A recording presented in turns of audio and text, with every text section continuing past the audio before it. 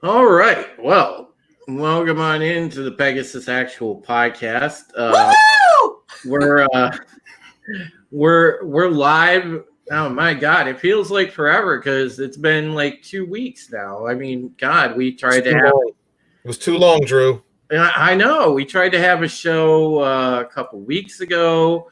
That one didn't. That one wound up not working because I had to get stupid migraines, and then the week after that, we tried to have a show, and I fell asleep. I'm sorry, guys. There were other people live, and the audience was elsewhere, and it just didn't work last week, and so now we're here this week, and God, we're reunited. We got Brian the Gravedigger back. We've got Script Doctor in the house. Which I hope you're feeling okay, buddy. I love you. You know that. Well, Hope you ain't got the Rona, man. Aside from the fact that I've got the symptoms of whiplash. That's not good. Not Yeah. good. Now, Script, was that caused by an unexpected neighbor coming over?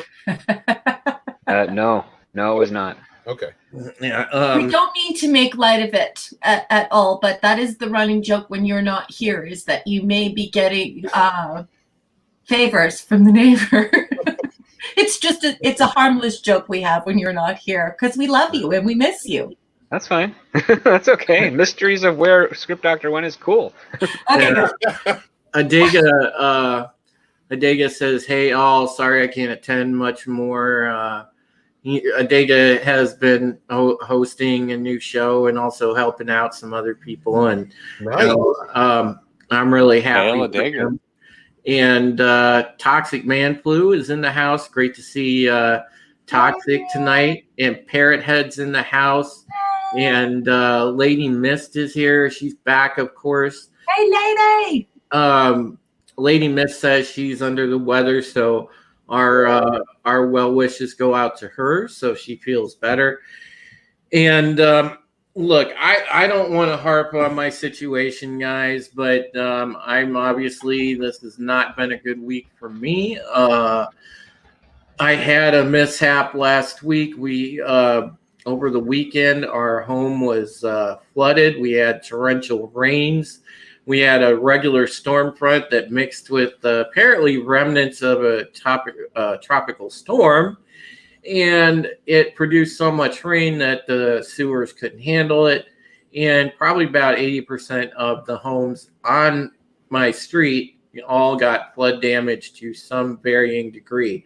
Now I'm going to go ahead and turn my cam on.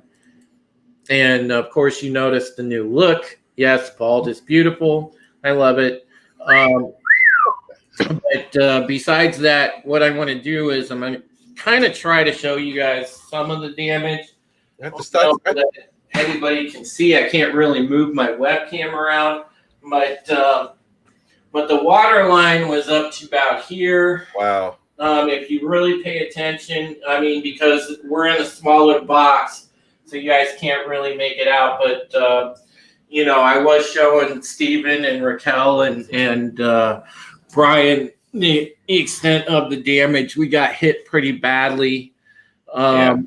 Obviously, it looks like a war zone down here. If anybody does wish to help, I do have a PayPal. We lost about probably $600 worth of stuff, including some of my equipment, which was also a pair of headphones and some Samsung tablet, a keepsake from my father, which is irreplaceable, a letter that he left us before he passed away, and also a wood carving that he had given us, and he I'm so sorry. and that unfortunately didn't survive, and of course we're out some clothes and shoes that were down here, both my mom's and mine, and so that's rough. So we took it pretty bad. My mom's still a wreck over it, but we're going to get through this. We're going to get through it somehow. I needed to do this show tonight because I really wanted to spend some time around friends and around family, and you guys are family. You, the viewers, are most definitely family, and I thank you for those of you that have reached out privately, that have helped, and anybody that does, feel free to help. It is greatly appreciated. From the bottom of my mom and I's heart, and thank you. Even if you just share out the PayPal link, that's help in itself. So thank you again. And I'll go ahead and put this in the chat. I know everything's loud. I'm on speakers, so bear with me, guys. I'm all right, Drew. And I have to say this: you still have more hair than Sporky News Podcast. So, Well, Parrot Head has developed your new hashtag. Instead of Beware the Drew, I believe we now have Beware the Asian Mr. Clean. yes. Can we pop that up? 7:08 p.m. from Parrot Head. Y'all need Jesus. Oh, and hail out the Toxic Man Flu. Our brother showed up for a live stream that Midnight's Edge After Dark had. Script Doctor was there with my buddy Red Gaze and picked up a copy of his book, Sunsworn. I want to say thank you, dude. I didn't get a chance to on the live stream, but I just wanted to say thank you, Toxic. I appreciate that. We appreciate everybody that supports independent creators, and thank you for being here. You're the reason that we do what we do. Yeah. Yeah, thank you. Thank you very much. Yeah, everybody playing the home game. Basically it looks like Drew had about 3 foot worth of water, because I saw an electrical outlet, and that should be about 2 foot off the floor, somewhere between 1 foot and 2 foot. Brian? So it's about 3 foot worth of water he had down there. So, Yeah, you have to worry about the mold got behind the lucky. drywall Very too. So that lucky. might have to be all torn out and redone.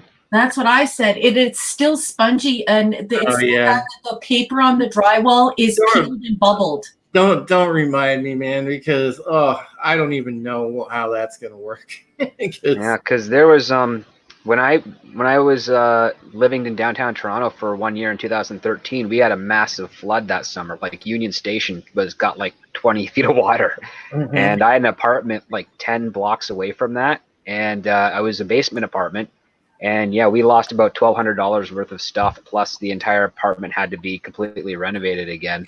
Luckily, I had renter's insurance for flooding because it was by the lake, like literally a hop, skip, and a jump from Lake Ontario. Yeah. So we were okay, luckily there. But yeah, like you can get up to 4 inches of water. That's a minimum of like $1,000 of renovation work. Yeah. Yeah.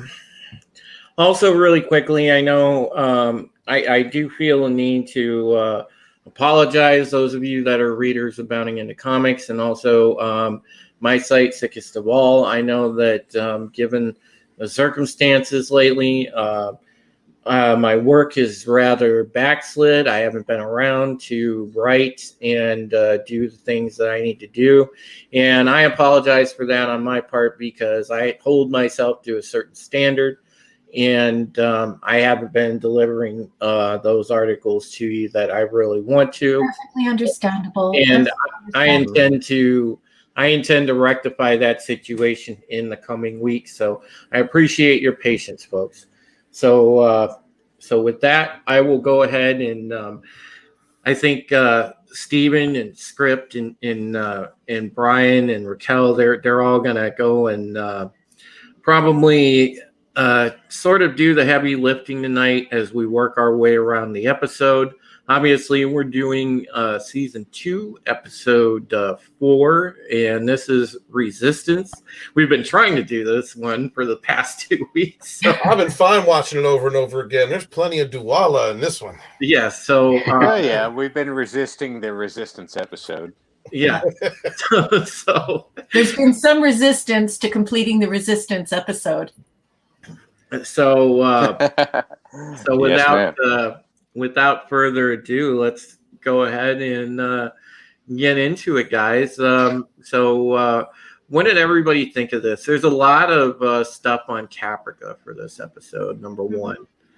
And I really liked kind of the whole, like, when the groups converge on each other, Hilo and Starbuck and the Resistance fighters. There's that sort of tense standoff, and you get the whole like who's gonna fire on who type of thing. I kind of like the little like flashing of the guns and like okay, who's gonna flinch first type of deal. So I thought that was pretty cool. It was a pretty cool episode in my opinion. But I'll let you start it from the top, Raquel. Go ahead. Okay, so I guess we'll do the first scene. Here we go, folks. So it's quite the rescue homecoming as we cut to Colonel Tai interrogating the chief about Valeri's attempt to assassinate Commander Adama. Tai accuses the chief of collusion. Tai, red-nosed from inebriation, is now openly swigging from his flask. The chief is perspiring profusely. Chief claims his legal right to silence. Tai accuses Chief of being a Cylon, tells him Cylons have no rights, save a one-way ticket to the airlock. The chief defends himself, and we find out his father was a priest and his mother was an oracle. He unfurls his resume. Tai interrupts him by backhanding Galen so violently that the chief is knocked to the floor. Tai is drunk and enraged, and now he's hollering. The chief is on the floor rocking in pain as Tai has exasperated his untreated injuries. Tai spits out that the old man, who has always had a soft spot for Galen, can decide what to do with him. Galen pleads with Tai. We cut to Galen's blood dripping on the floor, then to Tai, post-interrogation, marching angrily down the corridor. He whips his flask into the wall before getting 2 paces from it. He stops himself to retrieve it. We cut to the chief being hauled into a jail cell with Sharon. She tries to appeal to him, but Galen is having none of it. He violently shakes the Cylon and tells it that if it comes near him or talks to him, he'll kill it. He throws it to the floor. Then we cut to the Cylon-occupied Caprica. It's Samuel Anders' resistance team, moving with stealth through the brush. It's an attack on the Cylons, but when we look through the resistance weapon sights, we see Starbuck and Hilo formulating a plot for escape over a map. Then we cut to the opening credits. Comments? Well, one thing I learned here is that the whole crew of the Galactica needs to take less blood thinners because that stuff looked like water when it splattered on the ground. They need some coagulant in there. It really is just like they just used a stock footage droplet effect and then color timed it to be red. But it was could be an effective long-term space travel. Coagulant. Coagulant's like part of the healthy part of the blood. Yeah, it's almost like they're on like Coumadin or heparin, like a blood thinner, or maybe alcoholic. Like it's very thin, isn't it, SD? Because it just kind of like dispersed with really, really tiny droplets, and blood does not do that. Well, they had a low budget that week. They had to use salt. Yeah, exactly. They bought some stock footage of basically what like a raindrop. Yeah, well, the last show, Steven was talking about how that was done for effect, and it sort of made it more violent, like it sort of made it more horror movie. So it's neat that you brought up the same thing. Yeah, I mean it's the only loss of verisimilitude from this episode for me, because I'm like, that's not how blood works. Like I'll buy biological Cylons, like I'll buy that you have essentially a basketball team training up in the mountains for altitude training for a sport, which I know some sports do that, but I still find that a ridiculous thing to do. But it's logical to a point. I'll buy it for the sake of the episode, but like blood that acts more like water than blood, that's always weird for me. Well, now I'll bring up the flaws that we see in the episode just yet, because there is a Pinky in the Brain moment in the show as well, where it's like the villain unfurls his entire plan. Oh, and there's also a great homage to Lee Harvey Oswald at the end. Yeah. Oh yeah. So there's plenty of fun stuff going on here. You know what I did like was Tai say when Tai was bugging out on Cyril and he says, Rosalind figured out how to deal with Cylons. I was like, geez, Ty's going in hard. He just threatened to throw him out of an airlock. Yeah. That's the brilliance of this scene. You see how insecure of a man like Tai is. Like he's not a man at all. He's a coward, full on, because that's what like that's the He's a behavior of what beta. cowards. He's of truly what a cowards beta. they are, Yeah. especially when they get power they don't deserve, and especially if it's power they don't want. So yeah, we see a lot from him where he's just full on paranoia. He's trying to act like how he thinks a leader should act, but he has no understanding of the responsibility. It's I think great he's to watch. a solid number 2, though, in the literal sense and in the figurative sense. Yeah, You know what I mean? Like, I wouldn't call him a coward, but he's a solid number 2. And the thing which is like, funny because he's technically the first officer of the ship. but later on, okay, we're gonna go through. Which is also funny because he's pissed a lot because of the drinks. Right. We're gonna go into a scene later where I feel like that he has potential, though. We'll go through that later. Ellen. Oh, this is a good Ellen episode too. God, I hate that woman. But we'll talk to it when we get there. We'll talk about it when we get there. I'm sorry. Didn't mean to. You gotta love to hate her. Yeah. But him going back and getting the flask, like he's I don't know who is it, guys. Who's worse? Who's worse, Gaius or Ty? Ty. Yeah.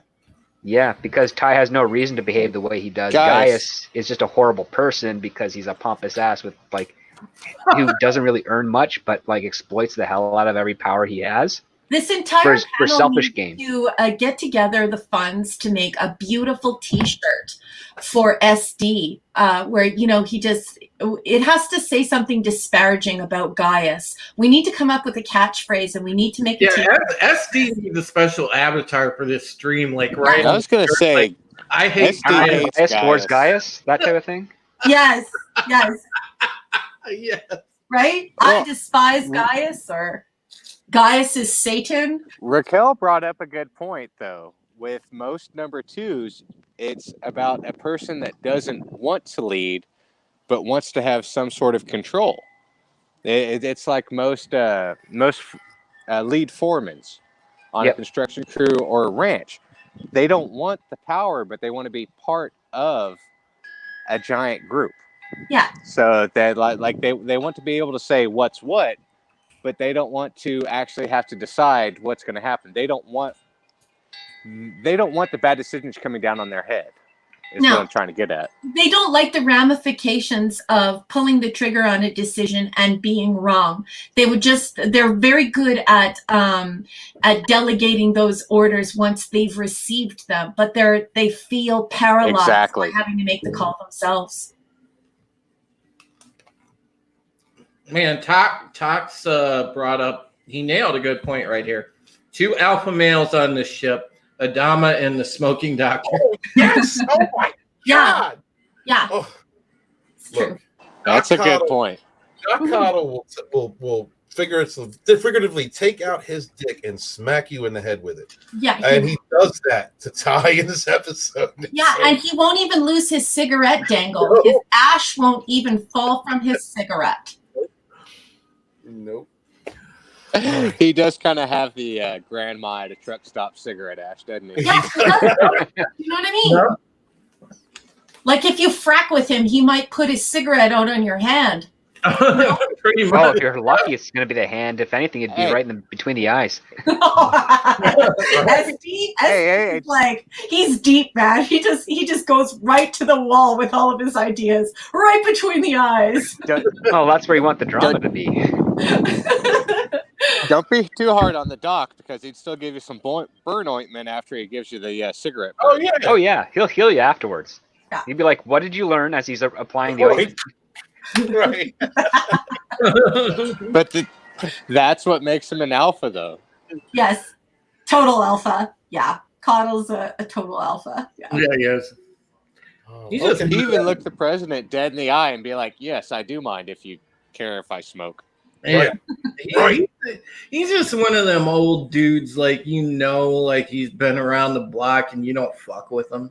Well, it's not that. He knows his position, he knows where he is, and he's needed more than he's not needed. So he's not abusing his position, but he's just saying, like, I'm not putting up with the bullshit of day-to-day life if this is going to be our situation for the foreseeable future. Yep. Basically, he has the what do they call it? The Diligath. Mm-hmm. He has the he has the exact Diligath kind of mentality. Right. Yep. Yeah, he's a balls deep McCoy. He's McCoy, but like you don't mind going into a bar fight with him. Mm-hmm. He's Hell bar yeah. Virgin McCoy. I'd take Coddle over. I'd take Coddle over anybody else on the Battlestar in a fight. I would definitely take Coddle in with me. Yeah. Can we please highlight Parrot Head applying the sacred ointment? It puts the lotion on its skin. Or else it Y'all gets to need burn to- again. Oh, it's so good having Brian back. I guess we should move on to the next scene. All Yeah. right. Go for it. Yeah. Okay, so we go right back to Starbuck and Hilo after the credits. Starbuck hears the resistance team in the brush, a branch snapping. Starbuck and Hilo quietly move for their weapons. The resistance hits them with a spray of gunfire, and Starbuck and Hilo use her Hummer for cover. They make a break for a better position. And then we cut to a corridor on Galactica. Callie's complaining to Gaius about word that Galen is locked up with a toaster, Cylon Sharon. Gaius tells Callie he knows all about it, as he's been summoned by Tide to deal with it, either free him or airlock the chief. Callie is disgusted and tells him the old man would never allow this. Gaius swipes back by reminding her that the old man isn't in charge right now. They bicker back and forth over who may or may not be a toaster. Six appears to tell Gaius that the word toaster is racist. She's pissed and demands that Gaius correct the racial epithet. Gaius reassures Callie that he wants no part in Ty's plan and says that his Cylon detector doesn't work. Callie pleads with him for Galen's life, while Six presses with gritted teeth that Gaius's child will be half toaster. Callie calls Gaius out on shooting Crashdown. He whips around, presses her into the wall, and tells her he saved her life. Gaius asks if Callie is blackmailing him. Callie responds, "Help the chief, help yourself, doctor." And Callie storms off. You know, I like Callie, but she reminds me of like that friend's crazy girlfriend. And that scene, she is down for the chief, and I really appreciate that bond that they have. And Gaius, worming every time we see him worming around. I also appreciate the term that Angel 6 brought up and said about saying that it was racist to call them a toaster. Mm-hmm. Again, like when you watch it the first time, it brings you back to wondering if she is, if that's a Cylon. Is that a Cylon? And well, the thing that's interesting too is it's funny because like back a few episodes, we alluded to the fact that this was going to happen, where Gaius was going to hold on to that moment when he took up for Callie, and he was going to, flop it out as a fucking reminder pretty soon, and boom, here it is. Mm-hmm. Right when they had that little confrontation in the hallway, he threw it in her face, like, look, you wouldn't be alive if it wasn't for me. Right. But that saving her life, that loyalty, or that did not at all equate to her need to protect her friend, Tyrell. Mm-hmm. So I thought it was interesting wording because this entire show it hinges upon Greek mythology and the stories of ancient Greece. And so I just thought that it was odd that they would choose epithet because, of course, if you've ever studied classics or if you just love reading about classics, you know that epithets are not negative in tone. So, we have epithets for every Greek god, and these are their associations. These are things that bring them to mind. So I thought it was quite interesting because in the context of Greek mythology, one would not naturally think of an epithet as something that would be bad or evil or whatever have you. So I thought that was interesting wordplay. Well, it also goes into the fact that technically the Cylons would be considered a type of religious extremist because, again, all of Angel 6 stuff is to manipulate Gaius into believing that there is a god, and based on their actions that there's only one god. So that's the underlining tone with them. And so when you have an epithet of toaster to insult their entire race, because they are a separate race, as unlike what's used in our actual terms where they think like a black person is a different race. They're not. We're the same. We can have children effortlessly. We don't have to be in love for that, like the Cylons claim to be. But when you throw that in there, that's just sort of doubles down onto what this type of like a very, very low, subtle through line of this story is about, which is the Cylons have a religion, they have a goal, they have a plan, and Angel 6's primary objective is to manipulate, torture, and coerce Gaius into being an agent of their doing by first seducing him through sexual acts, and then playing on the humanity of parts of him as he starts to sort of rise above the carnal needs. And it's really, really clever long-term strategy, very, very mechanical in a way, because it's going like step by step, beat by beat, because in this entire season there hasn't been any sort of fantasy of sexual congress for Gaius this episode with Angel 6. She's coming at a different tactic because she knows at this point it's not going to work anymore. Still very interesting. It's just very interesting that they would choose that, given that this is a Greek show, because once again the epithets are in Greek mythology are usually distinguishing terms. So it's very odd that the author would choose to use that word, because of course you're thinking at first, you're like, okay, so like when I think of Zeus and I think of an epithet for Zeus, I'm like the cloud gatherer, or something from modern history, the lightning thrower. Yes, or Edward the Great, and that's an epithet. And I just thought that it was, I just thought it was unusual, because it's like, oh, well, if you're turning on my Greek and now my Greek is turned on like a light switch, okay, the Greek's on. I'm just thinking to myself that was just an unusual choice, and stirring and kind of neat. The Pegasus Actual Podcast, where you learn something every week. Well, it's also about multi-tiered writing. So taking the Greek perspective of one thing and then bringing it in with what replaced the Greek gods, which would be a monomyth.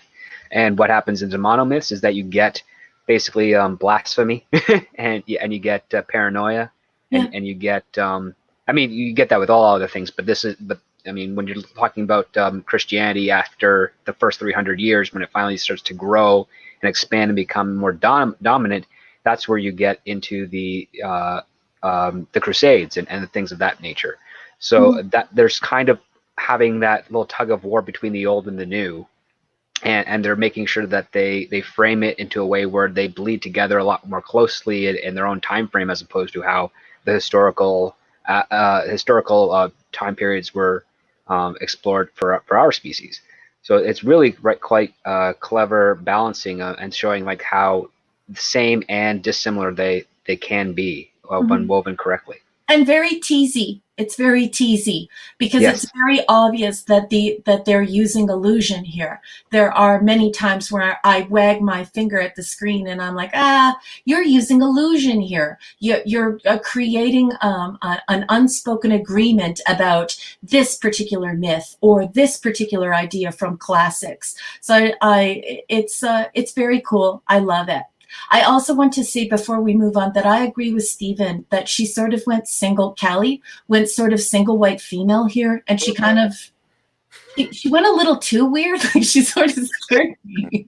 Callie's scary sometimes, man. You know how she had like crazy eye? You're like, okay, man, calm down. Well, we all kind of know that Callie is kind of crazy. Yeah. Just because, she does have the strict dedication towards Chief, but that's part of having a good crew. That's kind of how the military structure works. But how diehard she was compared to everybody else was definitely kind of crazy girlfriendish. Definitely. Yeah, just the look in her eye. I was like, dude, calm down. Somebody get this woman an Ativan.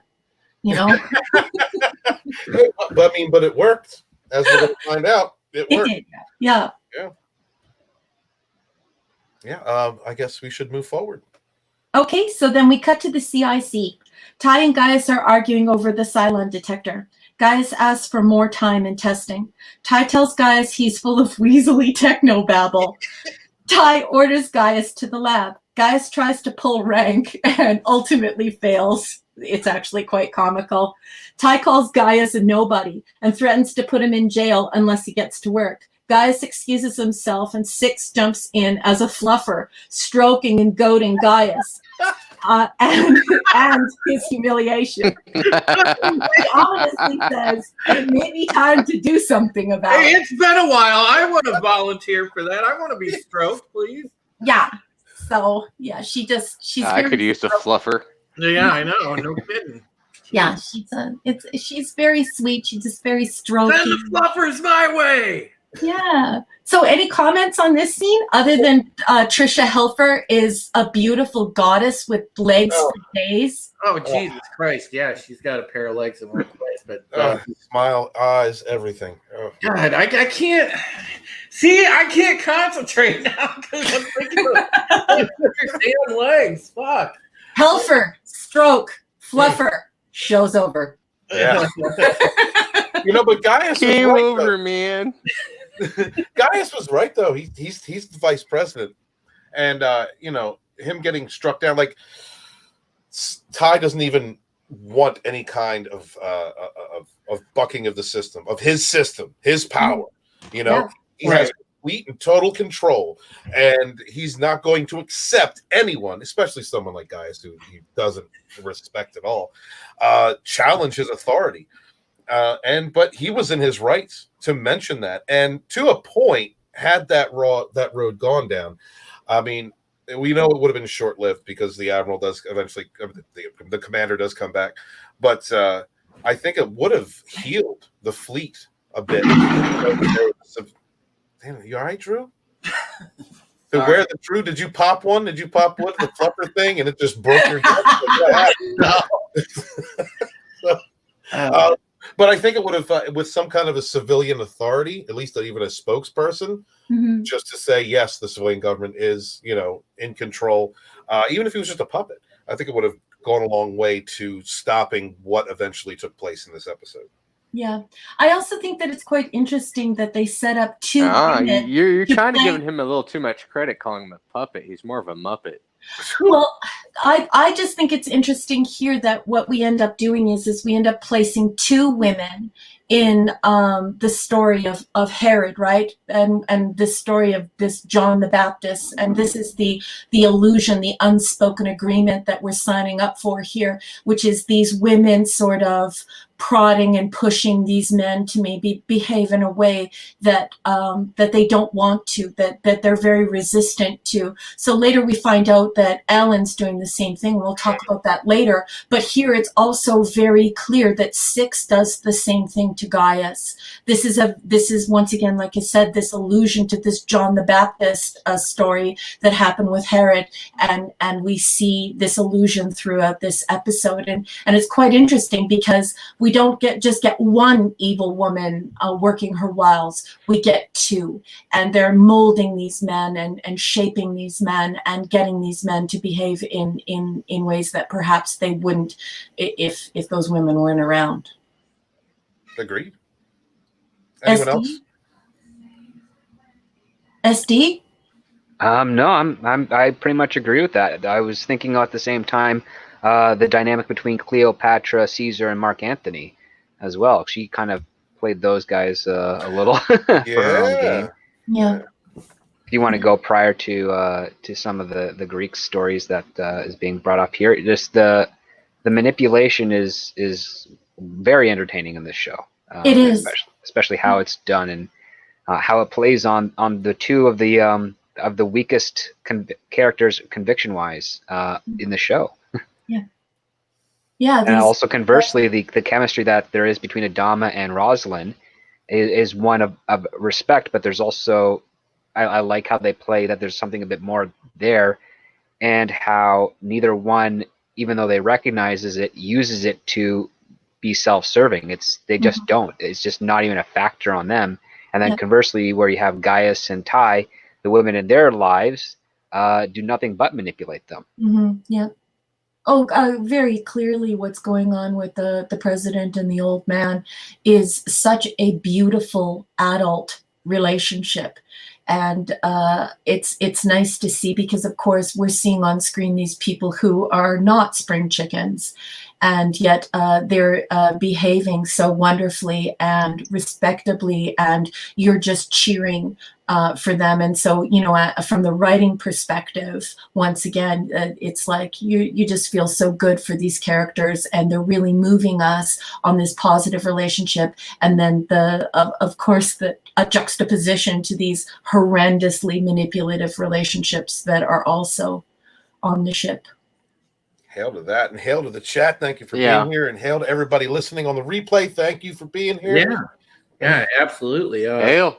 Big props to my boy Don, my co-worker and colleague at Bounding into Comics. Good to see him. Don, I'll be back at it hopefully tomorrow, for sure next week. I apologize for my absence. It's been one very rough week. When you go to watch the stream back before you were here, I kind of was showing the damage to the house and what happened with the flood. So, yeah, I apologize for my absence, man. I really do, because it's not the same. Not being able to work sucks. Yeah, I understand that, buddy. Yeah. So, Definitely. So anyhow, yeah, I agree that there's a lot of subtle manipulation going on, and you can see that from the women's perspective. They know A1 plus how to manipulate a man to get what they want, and it's absolutely on display. There's in a wicked way there's a beautiful skill to it, but obviously it's abhorrent from the sense of knowing the difference between right and wrong. Obviously, that's something you shouldn't do, but it's definitely their skill is crazy high in that regard. So you can definitely see it. It definitely does feel like Rosalind and Adama have more of an end of life relationship where it's more sweet. And the Thanks, Brian. relationships are Thanks a lot, Brian, for digging my grave. Grave digger, Brian. Well, the other manipulative relationships feel very adolescent. Yeah. Yep. Yes. And what's going to serve me? There's more of a give and take wholesomeness to Rosalind and Adama, whereas in the other relationships amongst the couples in the crew, that is obviously lacking. So, well, think of it this way: could Angel 6 or Ty's wife pull any of their tactics successfully on characters like Adama or Lee? No. Exactly, and that just goes to show like the role model and heroic aspects of those characters versus the other two. Yes. And how while their tactics may be working on these men, it's working on them because these men are obscenely flawed. Adama's an old card. They love to be seduced, SD. They enjoy being seduced. Well, they enjoy the whatever catharsis price they that have comes to from pay. seduction.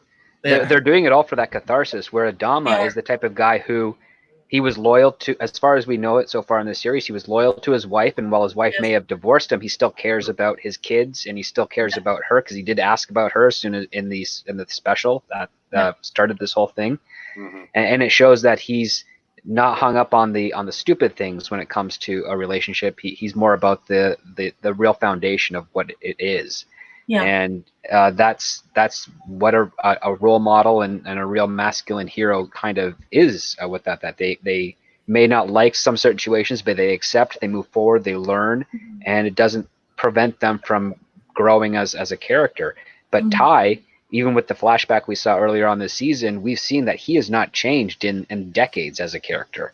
No. Hey, SD, I was going to say, yeah, that's what you just described is the kind of portrayal that we haven't seen since this show. as far as a masculine character.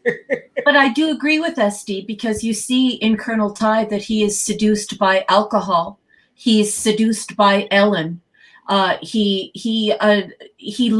really enjoys this. I mean, it's the ultimate intellectual masturbation. It's the ultimate emotional masturbation.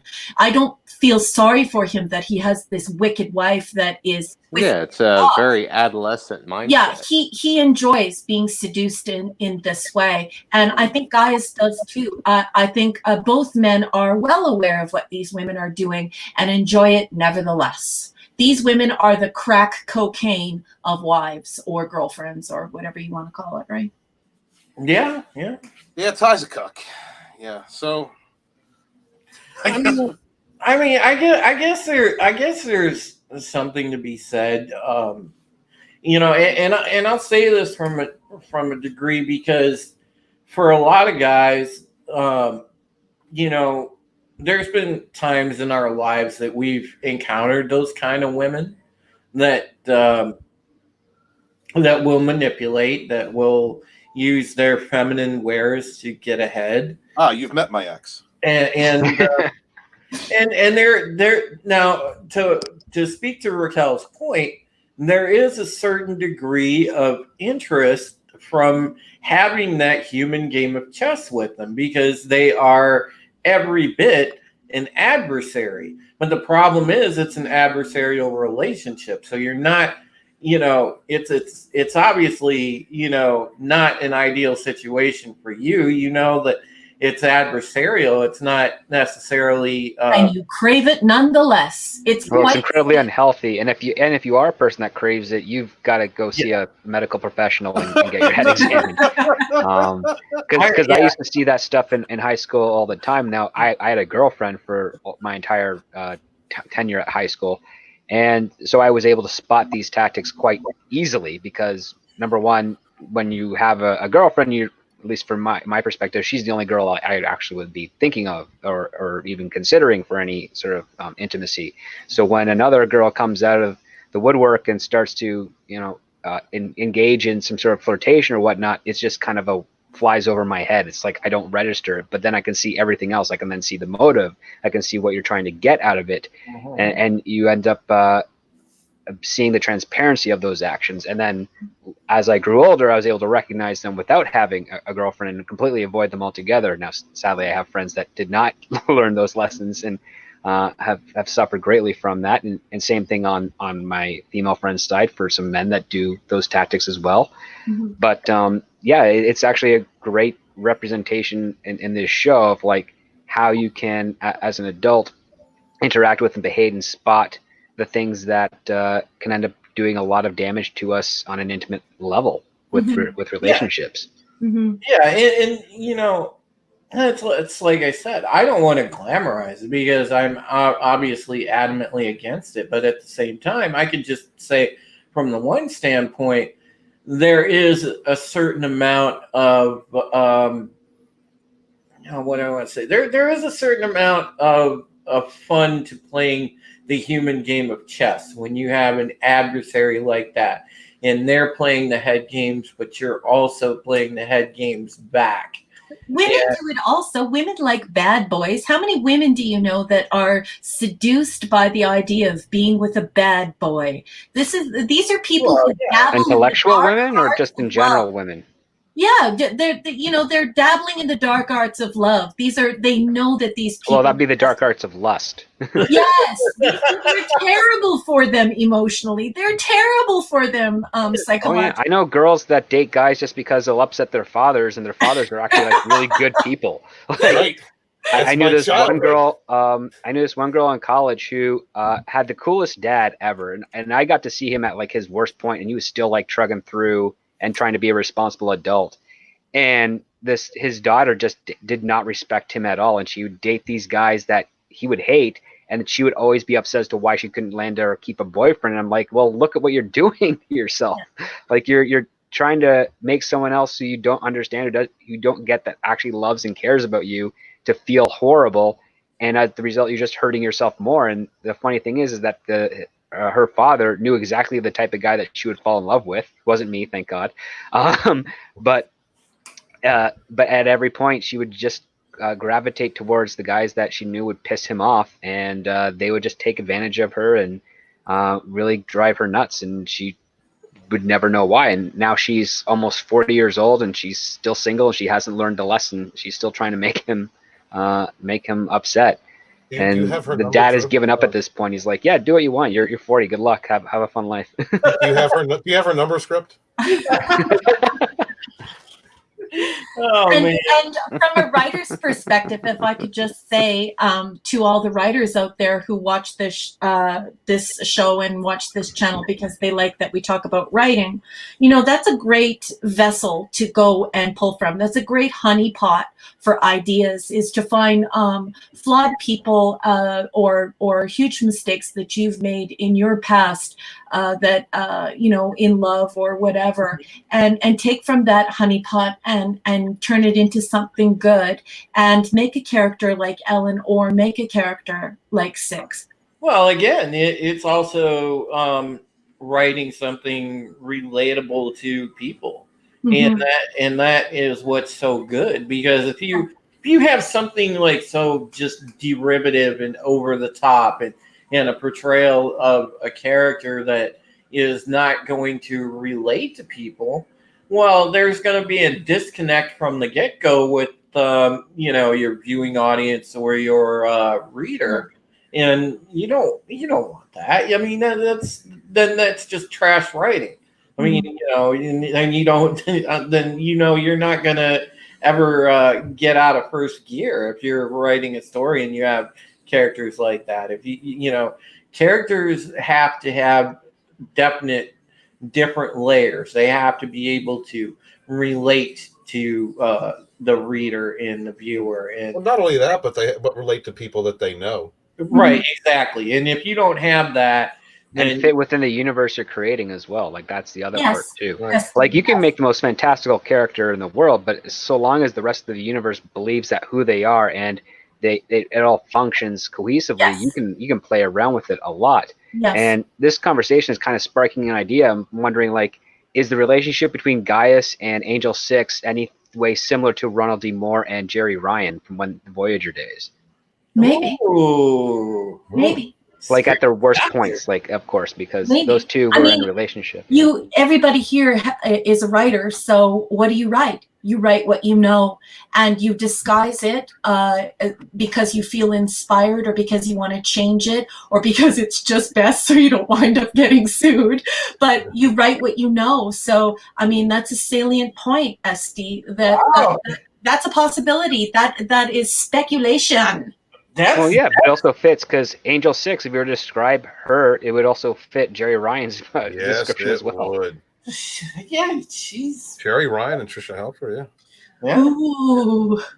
Oh, this is a little bit juicy. I like the Star Trek tie-in, SD. Nice. Nice. You guys are on your A game tonight. Love it. All right, so I guess we should move forward. Yeah. All right. Okay, so we cut back to the CIC, and Gata is telling Ty that all over the fleet, civilians are protesting martial law, including civil disobedience, refusing to refine the Tilium fuel, and refusing to exchange the supplies until the president is reinstated. Then we cut to Apollo's pilot meeting. The pilot's expression of disappointment that Lee spends his downtime in the brig turns insubordinate and rowdy. Lee sharply corrects his crew. His escort arrives to take him to the brig, and D saddles up to him in the corridor. D brings him up to speed as though he's the CO. First to tell Lee how his dad is doing, then about the growing public discontent. Lee bitterly mocks Ty and calls him a dictator. Duala, checking over her shoulder to check the distance of the MPs, expresses her feeling that Lee should be in command. Dee complains about the drinking, going to Ty's competence to command. Lee thanks her for her company and pops a salute. He takes his place in the brig, and Dee is visibly disappointed. Comments? Well, it's obvious the crew is upset with. I'm sorry, I'm hearing myself. Anybody got the speakers on?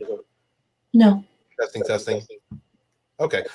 He's people are obviously upset that Lee is not in command or is not a part of the command decisions that are happening right now.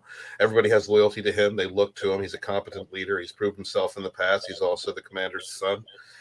And with all the erratic decisions that Ty has been making, they're losing confidence very rapidly in their command structure.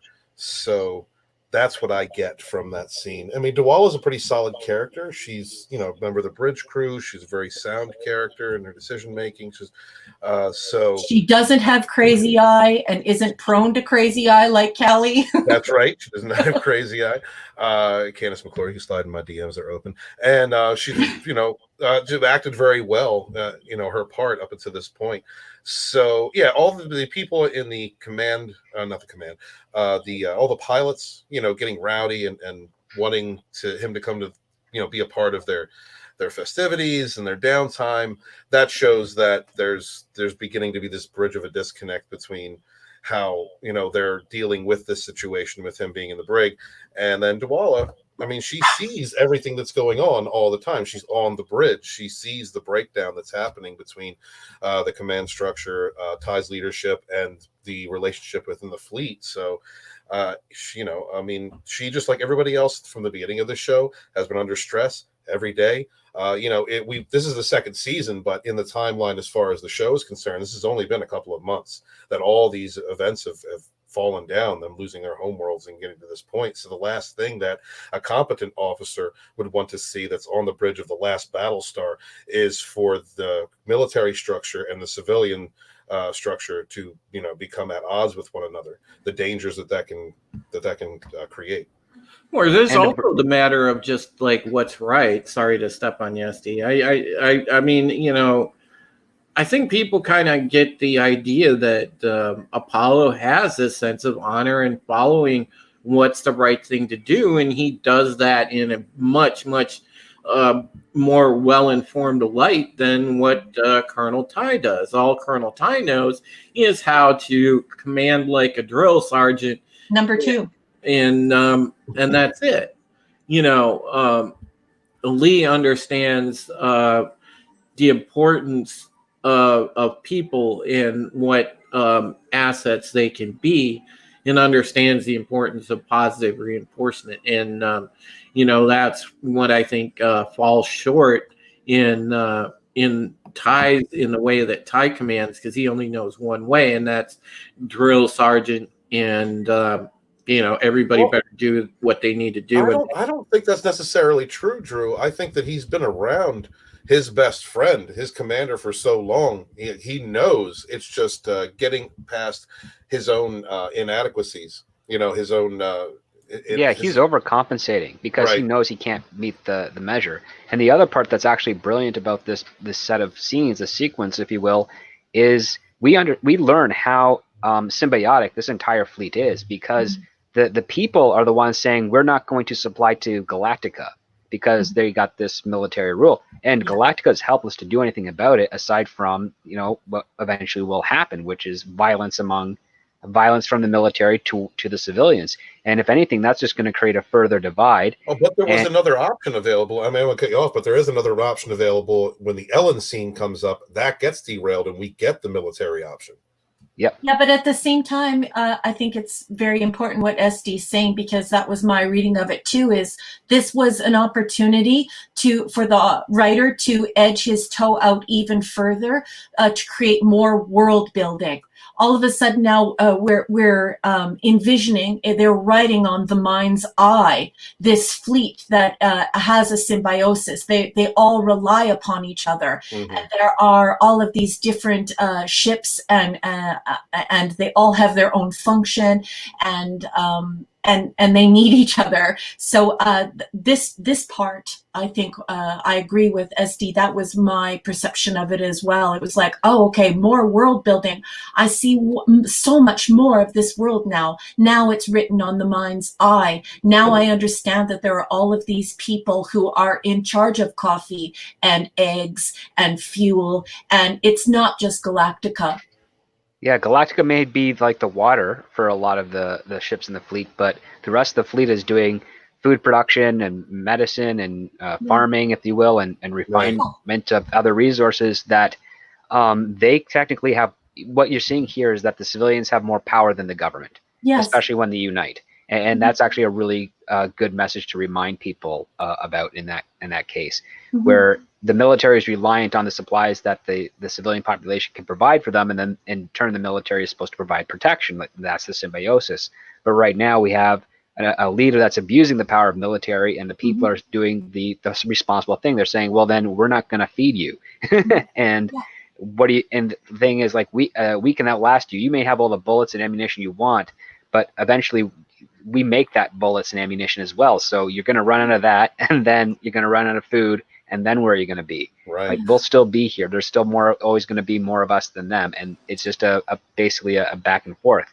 The only way that usually kind of is compromised is if one aspect of that entire protest, if you will, buckles under the military threat, and so once one breaks, then the others could break. Like Ty couldn't.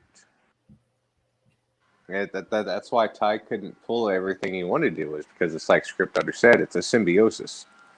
And the military was used to being able to pull rank, essentially, and demand whatever they needed to get what they needed to get done. It's like what happens later on with the Pegasus. It's just they kind of held a more cordial or friendly line with the Battlestar.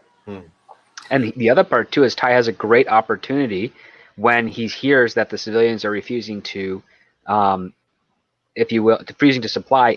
As a leader, he should have said, each of you send a representative to us and we will now work something out, because the current government has shown that they screwed up. So let's kind of start all over. Yeah, but he's not a statesman. He does the dick thing, and he says, you're going to give me my stuff or else. And it's like, yeah, you just made the opposition double down. Hey guys, real quick, I want to give a shout out to Mega Jetty 1 out in the chat. I've been a friend of his in the chats for the last 2 years, from everything from the High Council and Geeks and Gamers and all the original Fandom Menace channels. And hail Jeffrey Turner, aka Mega Jetty 1. It's good to see you, brother. He's got his Tech 1 and Home 1 channels. So check those out. Yeah. Hail.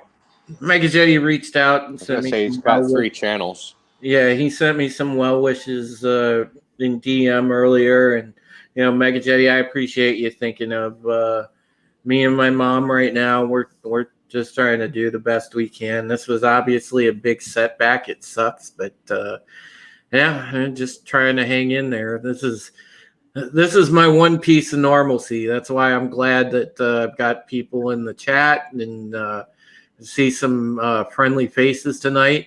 And about Trisha Helfer's legs. And I'm happy to be here with all of you. I really am. Yeah. We love you, brother. We love you. Well, I can't begin to just express how much that I love everybody here. You guys are family. So thank you. Hey, man, I'm happy to be here with you, with Script Doctor, with Brian the Gravedigger, the original Pegasus Actual podcast, along with Raquel, who came in and just added so much to this show. Thank you to everybody in the chat who comes here every week, who watches this on a replay. Man, we appreciate all you guys. We love doing this, and we're glad that you're here with us. Yeah, Raquel has amazingly been the glue that's really brought this together into a masterpiece. I just love you guys. You guys are my guys. You're my team. And, Lady Mist has to bow out. I know she's feeling under the weather. Oh, sweetheart, we feel better. We hope you feel better, Lady Mist. And I have to say you're a sweetheart. Absolutely love you, and want you to get well soon. And we'll see you next week. I know you'll be back next week, so take care of yourself, Lady Mist. You're a part of the team, Lady Mist. I mean, you're here week in and week out, and we really appreciate you. And whatever it is that is ailing you, I just want you to know on behalf of the whole panel that we wish you well and get better and get some rest. And we're thinking of you. Yeah, Lady Mist is good people. She's a sweetheart. Everybody in this chat is good people. Oh They keep yeah, us laughing. absolutely. And it's a big props to Parrot Head and Toxic Man Flu. They become wonderful friends, and y'all need Jesus. And my boy Evie and Porg out there. Those guys are a riot. Porg is awesome. He's like I got a little nickname for Porg now, Battlestar related. I call him the fracking Frenchman. He's great, man. So I love Porg, and he writes great stuff. And Porg, I'll have things ready to go with SOA back soon. Trust me, man. It's just going to be a little bit more, and then we'll get things raring to go. So don't worry on that front, man. I haven't forgot about things.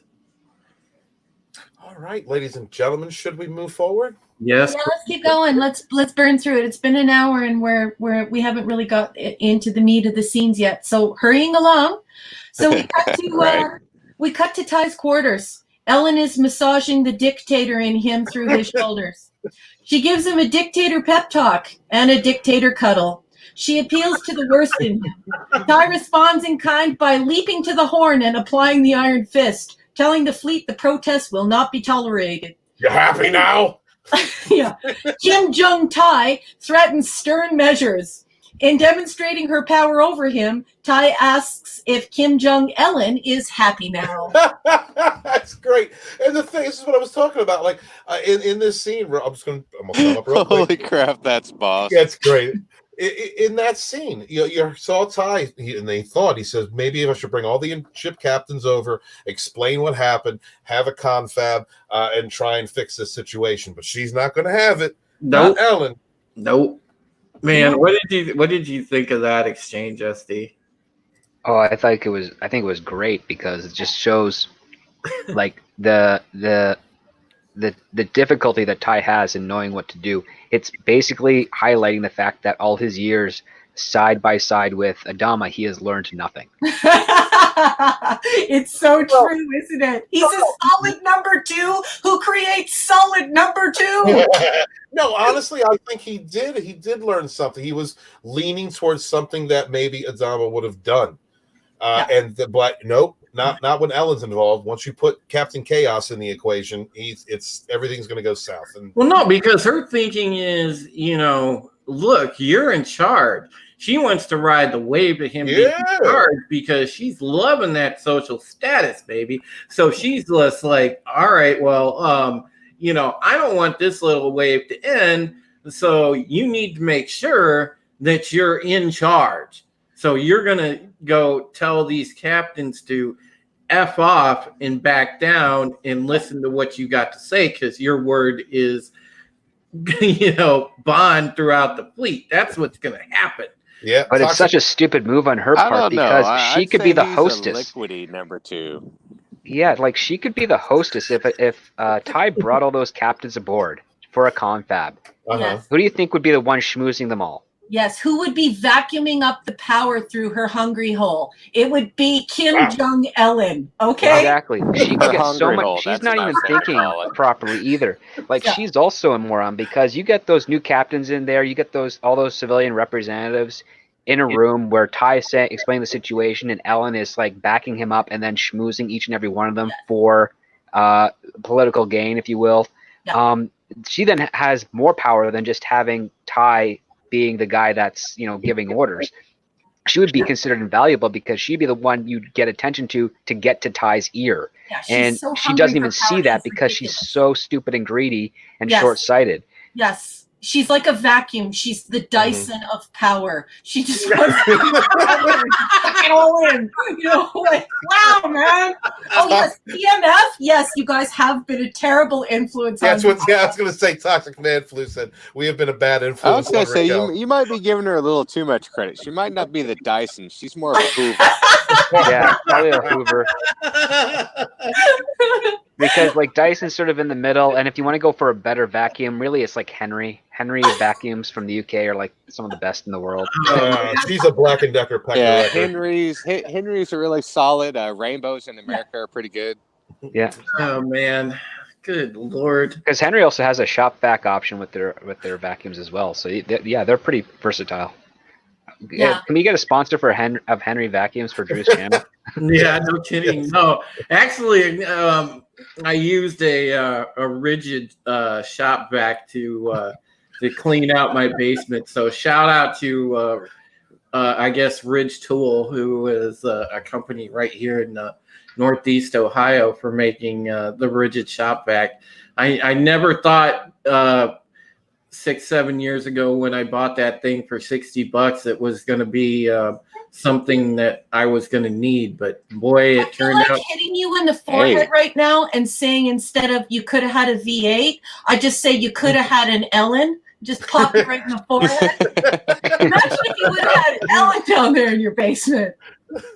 Oh, yeah, she does. The reason why I say that is rigid does make a good tool, though. Yeah, Hesiod, so in Greek mythology, in Greek history, Hesiod wrote something called the Theogony, and it's actually the story of the beginning of the world. And when he describes chaos, he describes it as like a yawning void. And that's what I think of when I think of Helen and power. She is terrible. Yes. She is rigid. Oh my God. Even the slightest hint of power, and that woman is on it. Yeah. Yep. She's shameless. She is. She absolutely is. All right, let's move forward. all right. Okay, so we cut to Hilo and Starbuck making for a better ground. It's an automatic weapons bonanza, back and forth until Hilo is cornered by Samuel Anders. It's a short victory because Starbuck is behind Anders. It's a gunpoint stalemate. The other resistance members pull in, guns drawn, to amplify it. Starbuck tells him she's not a Cylon. They all make their case via their uniforms, but get no traction. Starbuck uses reverse psychology and asks them to prove they are human. They start with names, and Hilo is quick to recognize them and calls them the Caprica Buccaneers. Kara calls bullshit. Sushan offers Kara anal penetration. Kara begs her to try. Kara asks how they survived a nuclear holocaust. Anders says they were in the process of high altitude training when the nukes hit. She asks them what they've been doing this whole time. Anders responds that his unit has been scavenging for radiation meds, survival supplies, and killing toasters. Starbuck starts testing him on sports trivia. They disarm. Starbuck breaks the tension by mocking their performance. There's a lot of mocking of men's performance in this episode. The Bucks suck. The Bucks suck. Did you guys just hear? Yeah. The Bucks suck. Yeah, they're not very good athletes, but apparently they're pretty decent soldiers. Yeah. Did you want to speak to that, SD? Because that's a very good point. I was sort of like, what? Yeah, it just kind of shows that this team here, even though they work well together, I guess in surviving the in surviving the We're gonna let that one the Holocaust, slide, if it were. Mm-hmm. They're apparently terrible when it comes to basically Battlestar Galactica's form of basketball. I don't know about that. Actually, I think that Starbuck is an alpha. I think she liked Anders from the get. By the way, Anders is one of my favorite characters, and I'm glad to see him in the show now. Mm-hmm. And that this is her way of flirting.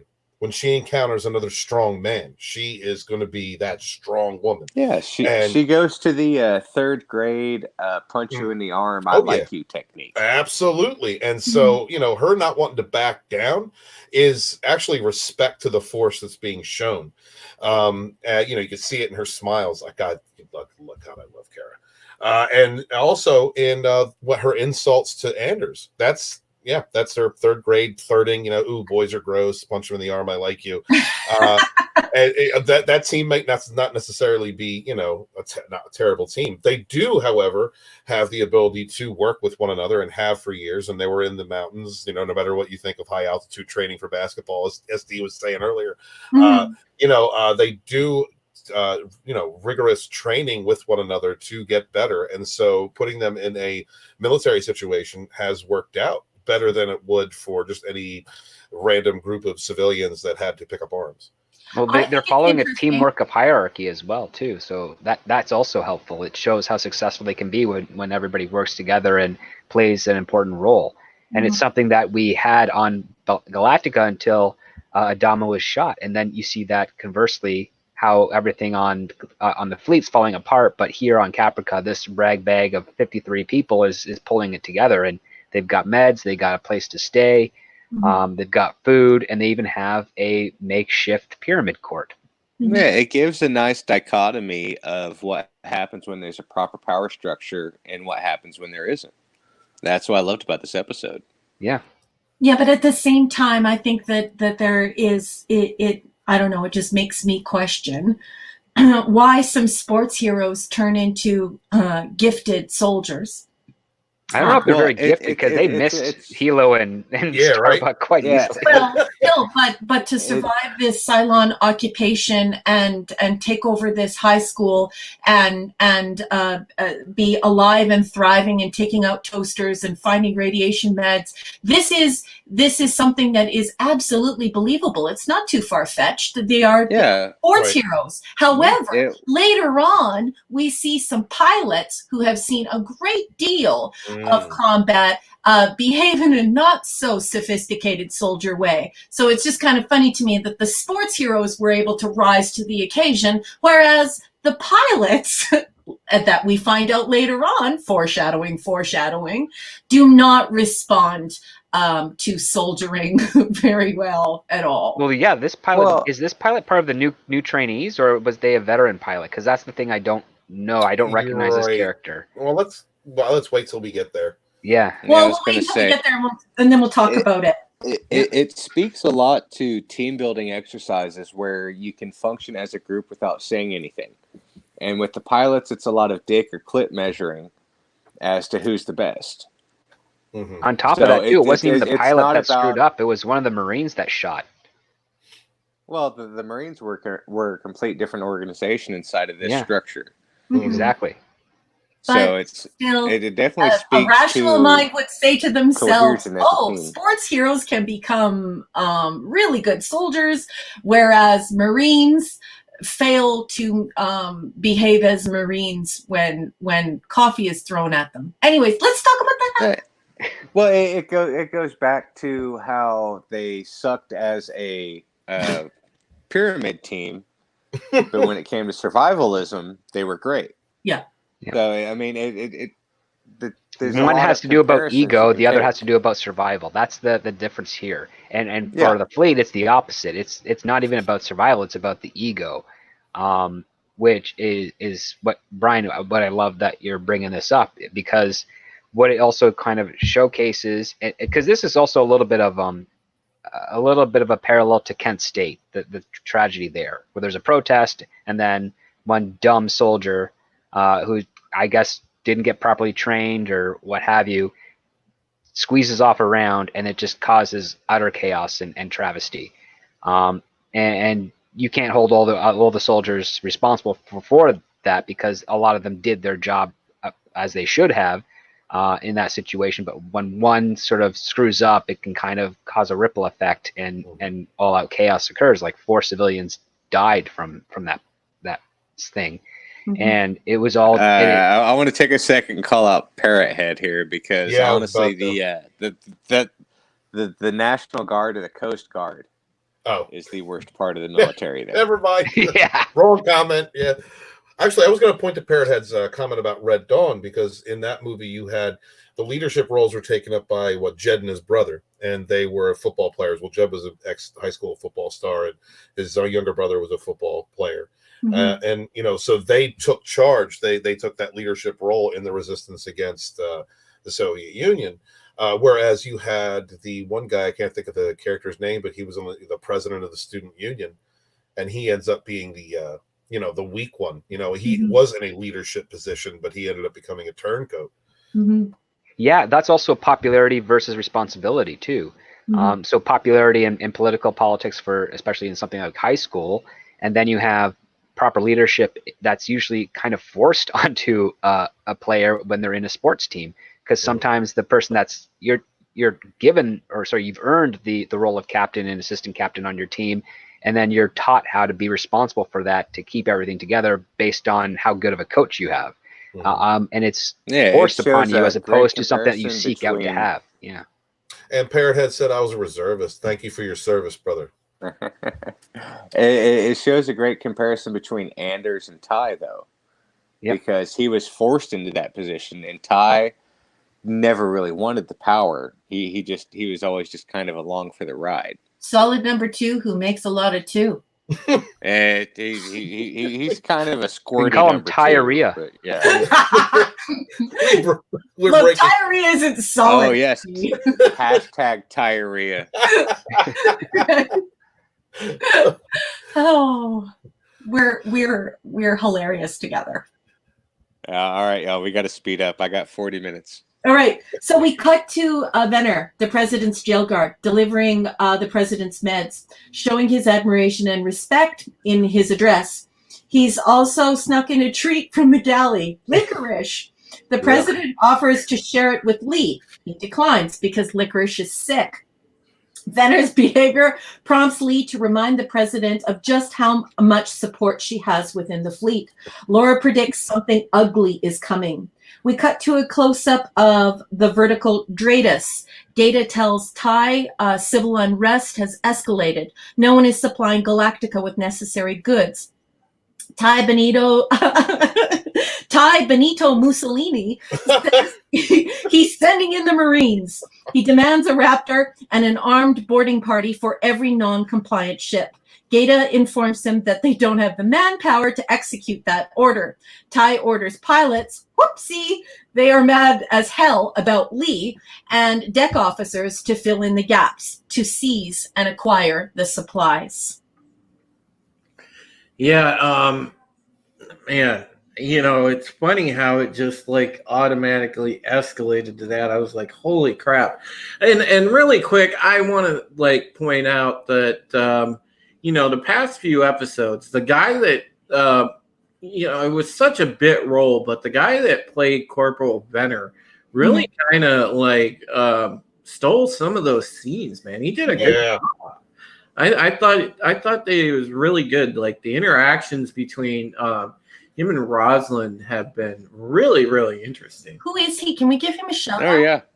I don't know who the actor was that played Venner, but who played Venner? Can somebody out there in internet land grab his name for us? Because I'd love to give him a shout out. Yeah. Sometimes it is those people that play those minor parts that really add a needed dynamic or a powerful inspiration into the scenes that they're in. So we'll give them a shout out if we can find him.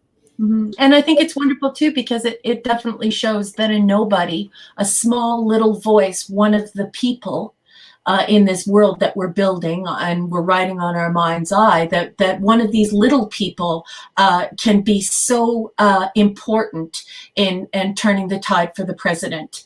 And that he can act in a way that changes the entire power structure of this world. And he's just a regular guy. Parrothead, Corporal Klinger was awesome, but are we talking about post or what time within the Radar O'Reilly timeline? Before he left or after? Thank you. Sorry, I love MASH. All right. So we cut to the heavy hauler transport Gideon and boarding party number 6 executing Pol Pot Ty's order. A throng of angry civilians is told by Lieutenant Palladino that they need to stay out of the way and no one will get hurt. Objects and punches are thrown. A riot erupts. Nervous officers shoot into the crowd. Palladino screams to cease fire, but it's too late. We cut to the hospital. Multiple people are wounded. 4 are dead. Doc Cottle mocks Pol Pot Ty's genius.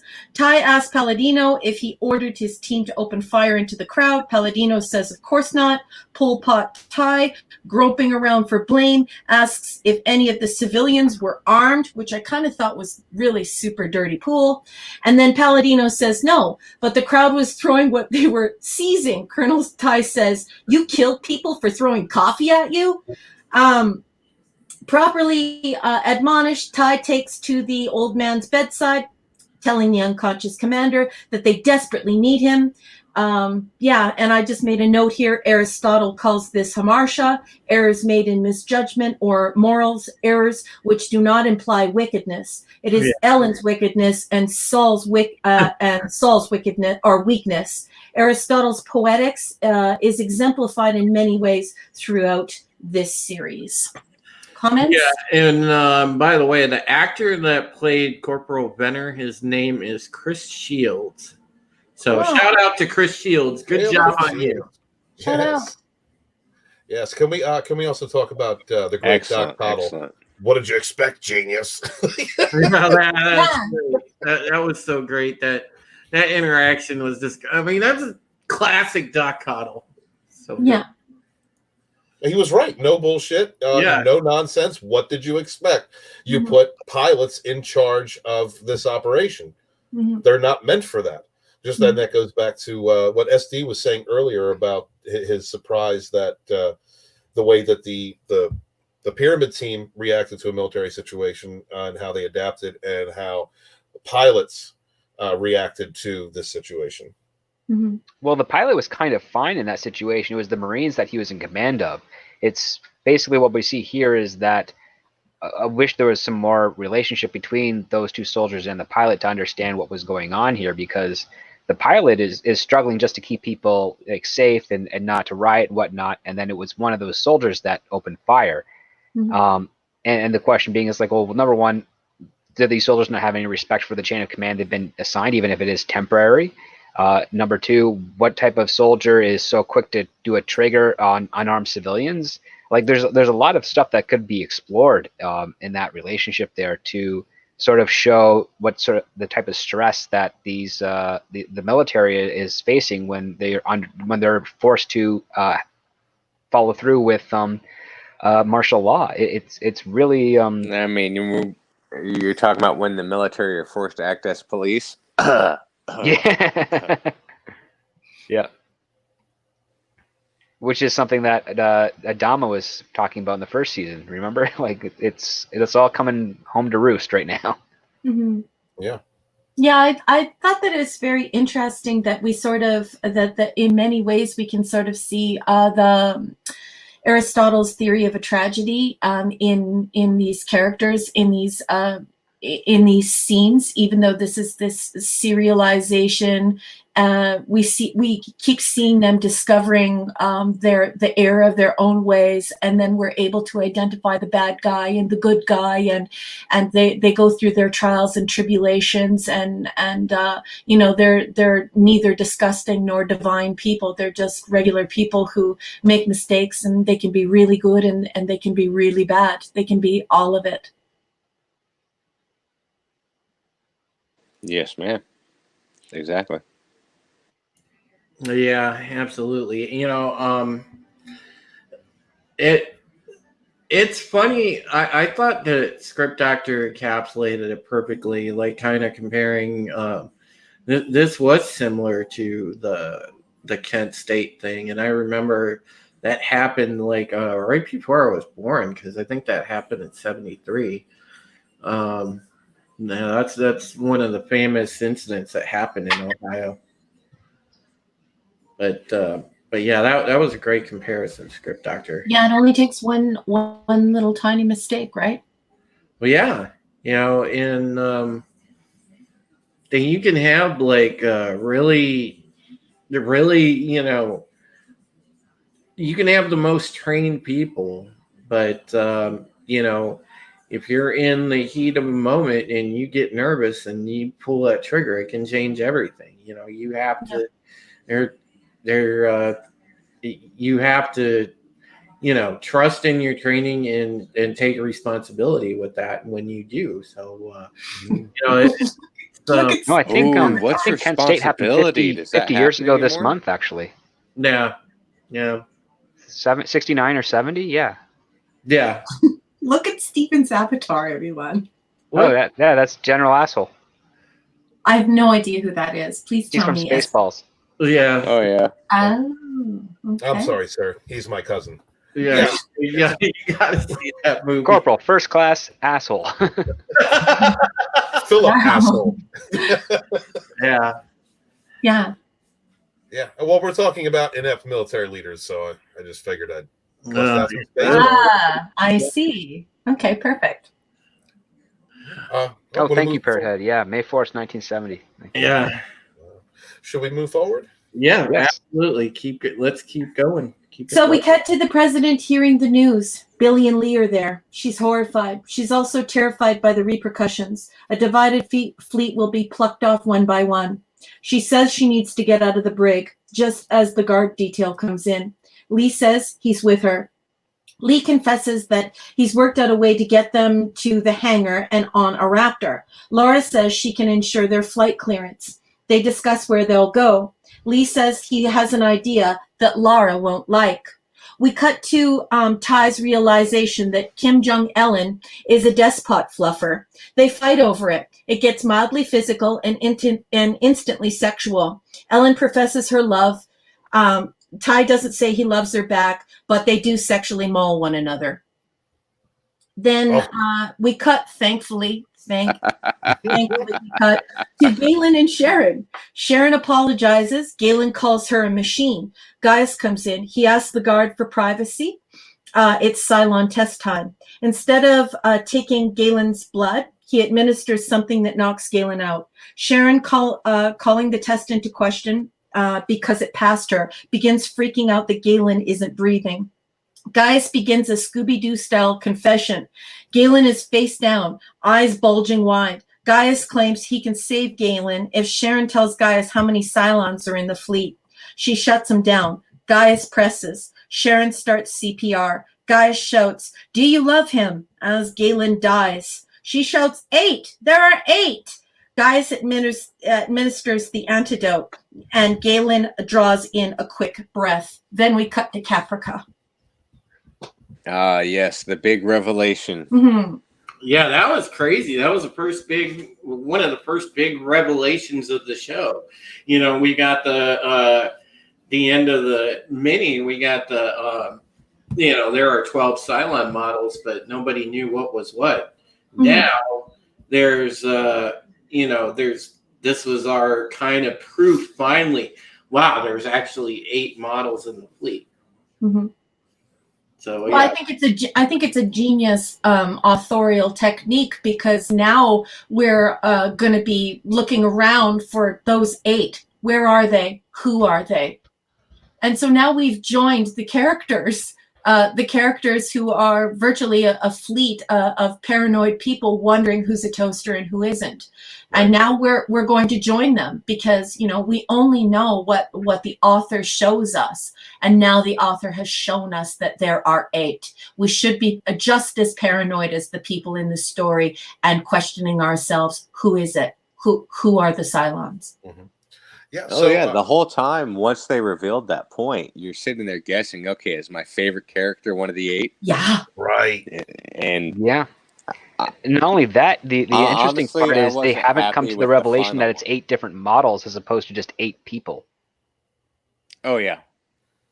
We didn't know about the replicants yet. Yeah. Yep. And going back, Mary McDonnell, so hot. She's had enough. President Rosalind's had enough at this point, which, I'm glad to see that she finally got to that. And as well as Apollo, he's done. Something needs to happen. As far as Ellen goes, she's a manipulative bitch, and I've had that kind of shut up Ellen sex, and was very happy to see my past sex life represented in that scene. And the scene where Gaius puts that syringe in Turl and is just ready to kill him to get that to get some information to give his position value, to give him value. The links that he was willing to go to in that. SD, do you have any feelings about that? Do you think he was stunning? Do you think he was stunning and brave in that scene? Guy is stunning and brave for manipulating Boomer and killing the chief. Yes. Well, I think it was clever. So. I don't think it was stunning or brave, but it was definitely clever. It was basically doing what Ty would do, but not directly. Like, it's very much a terrorist type of act where you hurt the person that doesn't know anything because that person is incredibly well cherished by the other. You didn't find it a little campy? I found it very much. I found it very much of a trope. It's very much of a trope. Yeah. Yes, it is. It is a trope. It's when the villain unfurls his entire plan, and and wiggles his little fingers back and forth, and it was very Scooby-Doo. And I would have gotten away with it too if it hadn't have been for those rotten kids. I'd also like to say, I know SD might have misspoke earlier, but he said to blave, and I do believe that I think that Gaius was blaving in that situation. What word did I say? I don't know. I've only been asleep for like 3 hours. No, instead of brave, you said blave, and I was. I did say blade. Yeah, I was making a Princess Bride joke. Yeah. Marriage is a swag word. He didn't say true love. Honestly, in my opinion, I don't think Gaius would have gone through with it. I think he would have given him the antidote before he died. I think it was a major bluff. Breathing. His eyes were bulging out, and then he was given magic. He didn't die. I don't think he died, but I think Gaius would have gone and given him the antidote before 6. Like, I think it was just a major bluff, and 6, Brian, can you be alive 6 caved, but before. not breathing and having your eyes bulging out of your head like some sort of? I think for up to 4 minutes, right? Is it? Yeah, you got 4 minutes, and then once you completely pass out, I think you have another 2 or 3 minutes before permanent brain damage. Yeah. I mean, and Chief thanked him in the end. So, and if all their blood is that thin, then no, he wouldn't have that. And he stood up, no problem. That's the thing. Eh? Guy died, was brought back to life through the magic of Icar, which is a Greek mythology reference. And then he just stands up and he's like, "Oh, thanks. Hey, man, you want to go play squash?" Like he was perfectly fine. It also could have been a ruse. Like, it just could have been a drug that knocked him out that Boomer wasn't familiar with and completely manipulated her and does the reactions that's needed to. Yeah, I was going to say, Gaius is such a wuss. I don't see him nutting up. Yeah, that's true. Gaius is a coward, and the first time he's ever actually done something violent was just the episode prior. So yeah, he shot Crash down. But so you're saying in that the back like a coward. So you think it might be a drug like in Serpent and the Rainbow, where it's just you know it's a poison, but it's not something that'll kill a person, but simulate death. Yeah. It's also Shakespearean. It's the same poison Juliet took, if you will, or what have you. Yeah. Parrot Head, that's true, but only when death is on the line. Sorry. Only when death is on the line. Yeah. Okay, guys, so then we get these rapid fire scenes because they have to move the plot along because the show is only, 40 minutes or whatever. So this is the rapid fire of changing scenes to move the plot forward. So we cut to the Resistance cell, and Hilo and Starbuck are loading out weapons at the Resistant headquarters. The last vestiges of humanity, 53 souls. Then we cut to Laura at the hospital. She draws a curtain in front of her guard detail. She asks Cottle for help. Then we cut to Billy asking Venner for help. Then we cut to Dee tricking Ty into signing a whole bunch of clearances. Then we cut to Gata and Dee in the John. He confronts her on her irregularities in her paperwork, not her irregularities in the John. And then she denies it. Then we cut to Lee at the old man's side telling him goodbye. We are led to believe he confessed, but off camera. As Lee leaves, Adama moves his hand to reach for his boy. Then we cut to Callie admonishing the team building Chief's cell. They argue whether or not he can toast bagels. James Jammer Lyman accuses Callie of sleeping with the chief. She lunges at him. They go fisticuffs. They're interrupted by a team member, and Callie walks away. Crazy bitch.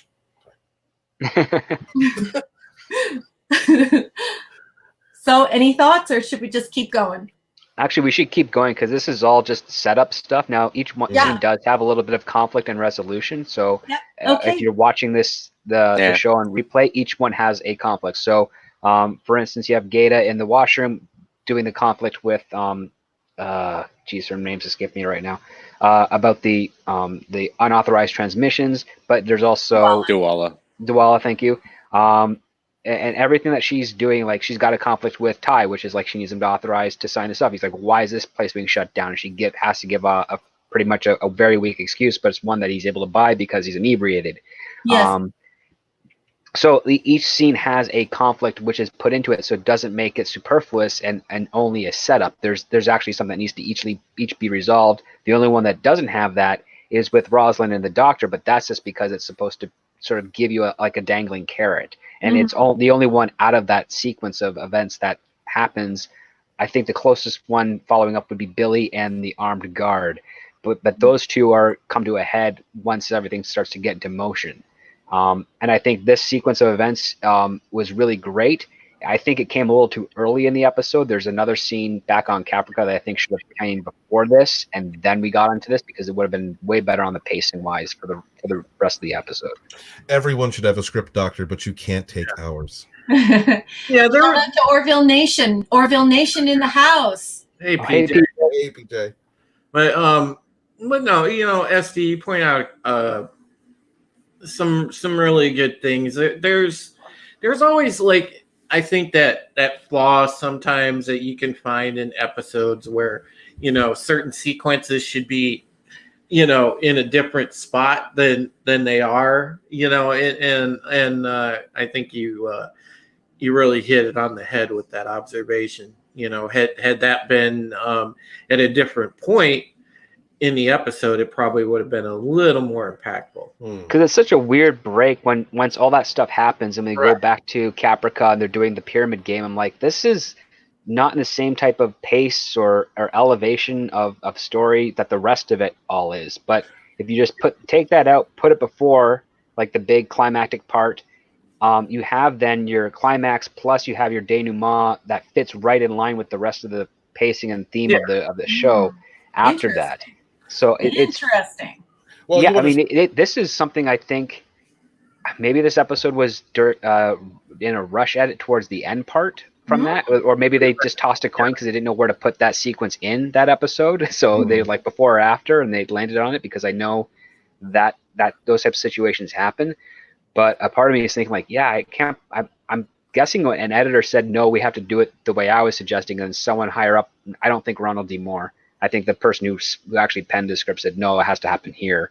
And that's why it feels a little disjointed towards the end. But in isolation, all those sequences work quite beautifully. Well, I didn't mind the pyramid scene between. I don't mind it either. I just mind the placement. It was a Kara mating ritual scene. I had no problem with that. Yeah. No, the scene is fine. It's just where it was placed among the narrative. Like it should have happened before. I mean, because the stuff that Raquel that you were describing of all the sequence of events leading up to the eventual escape from Galactica, that all happens right in line. Yeah. Like you could definitely wedge that pyramid thing right in there because it's basically like flirtation before the battle. Like you don't have sex before a fight, but you can at least, talk to the woman you love, right? So you kind of have that parallel sort of work in the narrative structure. Comments. I like these. So it's like a little bit of edging then. Yeah. Yeah. A little bit of edging, a little bit of foreplay, a little bit of delaying the inevitable. No fluffer. So the quick cuts keep coming. So then we cut to Lee and Dee in the corridor. A detail is returning Lee to his cell. They exchange pleasantries, and Dee cuts out after confirming everything is in place. Racetrack stops Lee to complain that she can't cycle her Raptor. It's an excuse to return Lee to duty, not the brig. Then we cut to the president's escape. A guard stops them. Laura pleads her case to let them go. The girl isn't sure. She pushes the gun out of the way. Then we cut to Lee freaking out because they are late. Then we cut to the guard letting them go. Billy tells Laura he can't go with her. He has a moral obligation. They part in friendship. The raptor He just wants to stay with Duala. and Ilosha is by her side. Yeah. Oh, yeah. But not only that, think of the parallels between the soldier that's holding the president at gunpoint and then the soldiers on the supply ship. Yeah. One is willing not to shoot, and the other one was apparently not. So it's actually quite interesting to see the level of discipline that this one character has versus the lack of discipline the other character has. Well, you're also, Again, this is a setup to say that, yeah, maybe this soldier is actually going to squeeze the trigger like the other one did. well, that soldier also just heard about the event of civilians being shot and is probably thinking twice before firing their weapon. My thoughts exactly. Absolutely, yeah. Yep. I don't want able to learn from example as opposed to personal experience. Yeah, I don't want to wind up like those people. There are 4 people that are dead right now. Mm-hmm. You know, and so do I want it to be do I want to make it a 5th, and I want that 5th to be the president of the colonies? Yeah. And who am I? I'm just a girl standing in a corridor. I pointing a gun at a president whom I love. Yeah, and I don't mean to say, I'm just a girl. Obviously, it's a woman. Everybody don't. I was just making fun of the speech from like Jerry Maguire. Yeah, I'm a social scientist. I have respect for her as a woman. What I'm saying is that would be my internal dialogue. And, and I think it would be for a guy too. If you were confronted by a president trying to escape a coup d'etat, and you had this religious feeling inside of you that she was going to deliver you like Christ, I'm pretty sure that you would be like, wow, who am I? And I should just put the gun down. So yeah, SD. I like how you are bringing that up, because you're confronted by mortality, and you're confronted by the power and finality of shooting people. Yeah, well said. Both of you, well said. Very scary. So should we move on? Very good tension. Yeah. Yeah, let's move forward. Okay, let's keep going, guys. We're almost done. So then we cut to Gata in the CIC. The escape is announced. Gata discovers the escaped raptor. Ty calls Lee. Ty says he'll shoot him down. He orders to shoot over their bow. They all pause when it is discovered the flight path is heavy in shuttle traffic, and the raptor will be lost if they don't act. Cloud 9, of course. Hot Dog repeats his request for orders. Ty orders him to hold his fire. The whole CIC is relieved. Ty says they couldn't have done it alone. He asks about unusual comms. Gata denies any took place, in so doing revealing his allegiances to the viewer. Then we cut to Lee, Ilosha, the president docking and being greeted by Zarek. They divert to another shuttle, and he asks for Lee, where's my, what? Oh, I've got my, oops. So they divert the shuttle, and then we cut to Anders and Starbuck playing a court game. It's a triangle rugby basketball type game, but Anders and Thrace make it look like foreplay.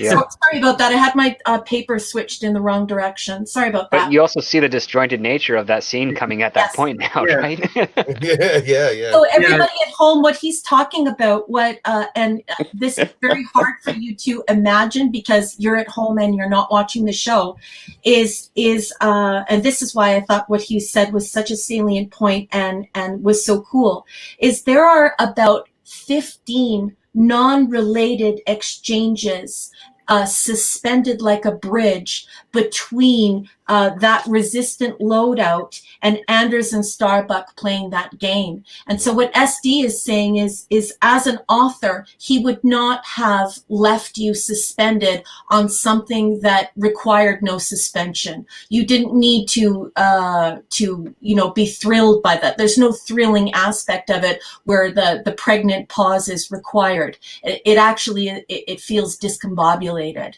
and I agree. Perhaps the writer was trying to show the power struggles and how different people in these two different situations are dealing with struggles of power. For instance, with Ty and the president, and then with Starbuck and Anders in their sexual tension, you know, Yeah. and how they're kind of coming at each other. Oh no, Coming at absolutely. each other. The parallels are definitely there. This is a PG show. But I the didn't parallels took are it there, definitely. Raquel. You took it there. Oh yeah, like it's there. The thing is that it's the placement of it. So, for instance, you could actually intercut the pyramid scene right after the president is found by that female guard. Yeah. Because then you have this other scene that is about foreplay and tension, wedged right between another scene that's about actual tension. Or And then once they get resolved, then it comes back to Rosalind where she just pushes the gun away and goes. And what ends up happening is that you get a respite of the pace, but an escalation in the tension. And that's where you have more of a narrative flow for like what then happens after the Cloud9 sequence. Because as soon as you get to Cloud9, then you go to Caprica again, Raquel is right. It's discombobulating. You're like, what? Why are we here now? Like, this is not important in the realm of things. Right. It's like the parallel is not exactly the same. It doesn't hit as strong at this point because there's nothing requiring us to come back and see what will happen next at this point because the main team is successful. They got off Galactica. Yep. So you really want to bring that up at a point where it's like, okay, I don't know what's going to happen next. And then you just give them a nice little distraction that also plays very parallel to the situation at hand. Yeah. Like you could do it there. Personally, I think doing it before all that stuff would be a little bit better just because you don't drag on the teams. There. I think that it required some closure. There was some thrilling aspects of it. How are we going to? How will this situation resolve itself? And it would have, and I think it would have flowed better. I completely agree with you. And what's interesting is the second that you brought it up. You know, I don't write screenplays, but the second that I looked at my notes, I realized how it would look in a screenplay, and I see why you're annoyed or this came to your attention, because it's literally about 15 exchanges before we get some closure on that scene, and it's for no reason. Very clever. Yeah. I mean, I could one day just recut that tail end of the episode in order and then throw it up on BitChute and watch how it plays better. Yeah, and that's just a thing, you know. I mean, it's common among television, even the best of shows that are, you know, on for season after season after season, you know, that are you know, top viewed television shows have that issue every so often. You know, there'll be something in the final edit that will, you know, be disjointed and out of place, and that's more of an editing question, I think. To speak to Parrothead's question here, I don't think it's a writing issue, much more so than it is just an editing issue. Agreed. Yeah, exactly. It has nothing to do with the writing. It's just the placement of it. Yeah. And who knows? The original script could have had it where I suspect it should have worked better. But at the end of the day, they felt that this edit was probably more appropriate. Yeah. And to quote Mr. Spock, "Nobody's perfect, Savik's son." Yeah. No, I would have placed the Kara Thrace mating ritual scene right after "Shut Up, Ellen," is where I would have put it, because it shows the toxic relationship that Ellen and Ty have, and then you know get to go lead into how these two are wooing one another, you know, with by a show of strength. Oh yeah. Yeah. That's I do agree with Drew and SD. If this were a novel or a short story or a novella, I believe that would not be a matter of writing or rewriting. It would be a part of the substantive edit. I would just reorder the way that the story came out, and of course that plays out in a script of just reordering the scenes. And we lost Brian. I'm not sure if he's coming back. He's on his telephone tonight, folks. Just so everybody knows. He's using his phone, which actually, you know, he's done some yeoman's work. Actually, putting in the work he did, just working off a phone. So props to him. But his phone might have gone dead. That's probably why. Well, let's give him a few minutes, and then if he doesn't come back, if he doesn't come back, either way, it was great having Brian back participating. Sure was.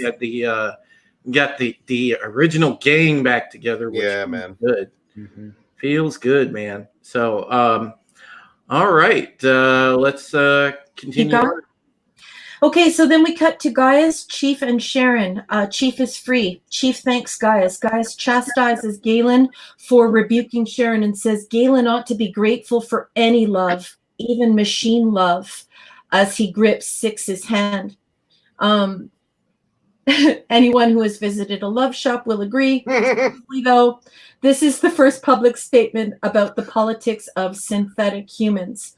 Gaius tells him, much to Galen's horror, that his toaster will be tortured. Yikes. And then we cut to Ellen acting like the lady from the story of John the Baptist, right? She's verbally abusing, and they're interrupted by the old man. And the old man's out of bed, and he's being propped up by a guard detail. So here Ellen's just tearing into Colonel Ty and saying these horrendous things to him about how he should have killed Lee and he should have seized power when he had a chance. And the old man's standing in the doorway the whole time. Ty confesses, throwing himself at Adama's mercy. They pour drink. Adama makes excuses for Ty and says they'll fix it together. He asks for Lee. He says to Ty, "Where's my son?" We cut to Sharon taking the ancient and barbaric walk of shame. I thought that was very cool that they did that, because of course this is biblical again, right? Mm-hmm. The corridors are lined with the angry villagers. Callie pops out and shoots Sharon. The chief starts panicking, calling out, "No." Sharon tells him she loves him and dies. We return to a close-up of the very, very thin blood dripping to the floor. Okay, so the end. So yeah, I really thought that this last scene was very, very thick in that story of John the Baptist, and and just this whole idea of wicked women getting men to do things that they don't want to do. Yeah, I found it quite interesting. They had the Jack Ruby moment with Callie, and then that's what they. It's funny, little piece of trivia. That's what they called that moment in their show. They called it the Jack Ruby moment with Callie. But I found the interaction there very interesting with Sharon and the chief, because it kind of came full circle.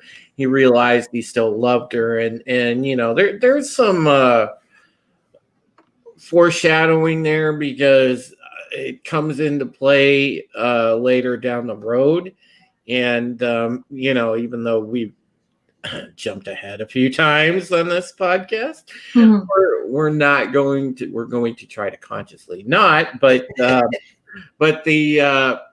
there is some foreshadowing there, because we see that come into play again at some point. So I found it quite interesting. Callie, you can see that she did that for a lot of reasons. There was a lot of probably pent up jealousy, because she's always had a thing for the chief herself, but she resigned herself to the fact she was never going to get him, because she knew he was involved with Sharon. Then when it's come out that she's a Cylon, Callie's just pissed, she's jealous, everything else. So that unbridled rage comes out of her and manifests at that point. And because you can tell that there's a lot of disdain and a lot of blame that Callie has, that she lays at the hands of Boomer, and especially for what happened to the old man. So there's that too. So there was a lot happening in that final scene, and it was great to see Adama back on his feet. I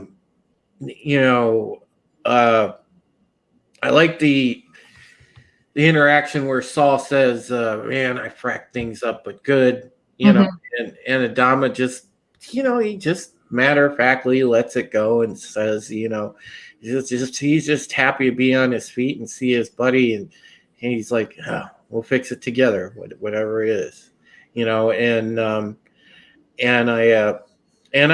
appreciate that, because even through all this mess that we've seen these last few episodes with Ty in charge, you still love that friendship, and that's a great scene right there. I enjoyed that.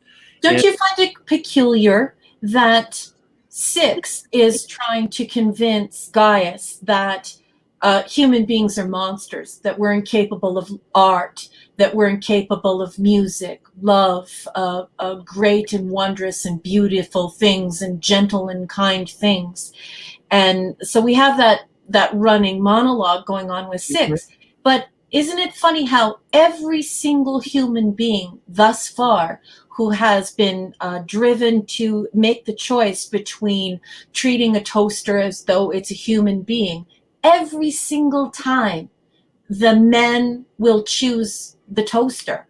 Like they ultimately love these machines. And I just find it peculiar that so far we've had no one say, oh no, that's just a machine. Every single one of them, when they're taken to the brink, they admit unrequited love.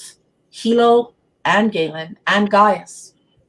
Yep, and that also goes more to the Angel Six and the Cylon's perspective of how do you sort of convert an enemy onto your side. You seduce them, break down their core beliefs through lies and manipulation, and then rebuild them to whatever image you need. And that's exactly what she's doing to Gaius in this sense. And they're never loved back fully, and they know it, because of course their relationships are based on these lies and these manipulations, which is why I was careful to use that word unrequited, because they're pouring all of this, they're being seduced by this whole idea, and yet it's not just lust. They really mourn these women when these toasters are ripped out of their lives.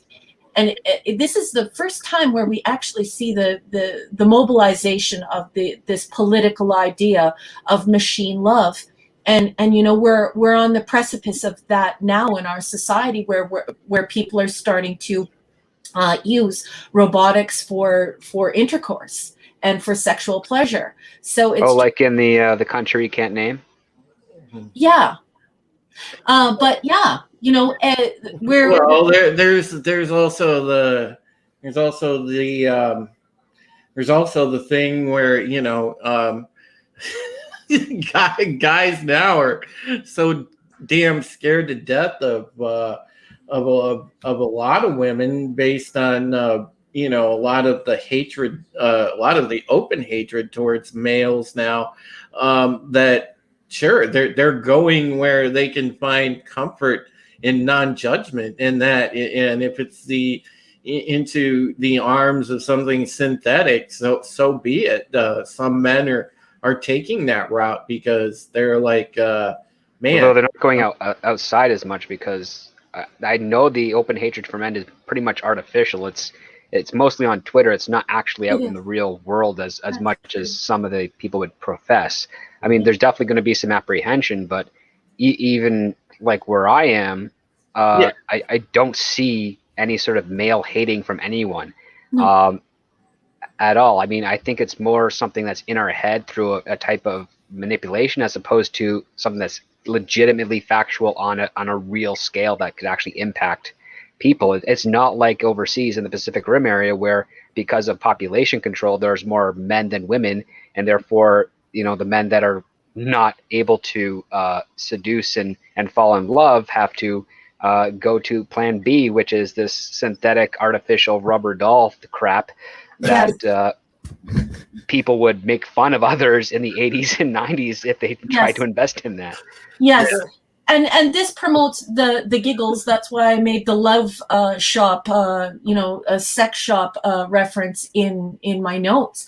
But this is something that we are actually going to face. Like Adega, he's put some pretty hilarious spin on it. But here we see it: robot brides for a sale, help support the cause. Don't be a die. But it's true, like, what are we going to do in our society when I guess what I want to ask the panel is, can you love software? Is software enough moving forward as a society if people are afraid of sexually transmitted diseases, if people are afraid of intimacy or simply don't have the opportunity for intimacy in countries where there are small numbers of women and inordinate numbers of men because of, different politics? Is this natural? How do you, as men, how do you feel about this? Well, that's an interesting question. Let me pose a counter query. Can it make me a sandwich? So terrible. I'm so glad Lady Mist isn't here because she would lay smack down on you. Software is not the same as soul. Is it a good sandwich? Can you make me a good sandwich, Stephen? Listen, if a robot can make me a good sandwich, it's not something I really want to have sex with. It already has a purpose. It's making me a good sandwich. Okay? Let's not overcomplicate things. But the thing is that you cannot love software because software is not real. No matter how much it replicates behavior, it's never going to be as spontaneous or random as human interaction, and that's what is the true allure. Now, only people who are psychologically traumatized in some realm of the mass spectrum of things is going to find comfort into the safe, reliable, and dependable software relationship. But eventually, it will drive a normal person mad because there's never going to be any conflict in that relationship. It's going to be whatever attitude the organic individual has. The artificial one will just acquiesce and live up to its programming, which is to serve and please. So it's never and acquiesce is the great word that you've used here, because SD, if I can make you love me, is that love? No. That's a form of control. Yeah, like love is not something that is a byproduct of interaction. It's not a goal. I mean, you can have the goal at the start, but sometimes it just doesn't happen. And if you try to force it, you end up getting the exact opposite. I know many people who, one of my friends, she has this habit where whatever boyfriend she has at the time, she's like, talking about like, this is the one, this is the guy, like trying to psych her up for it, for this relationship to be a success, as opposed to just enjoying the relationship and seeing what happens as it progresses. And when you force a result, you more often than not end up killing that potential. Do you have her number? She's currently occupied right now. Well, no, and you make a good point, SD.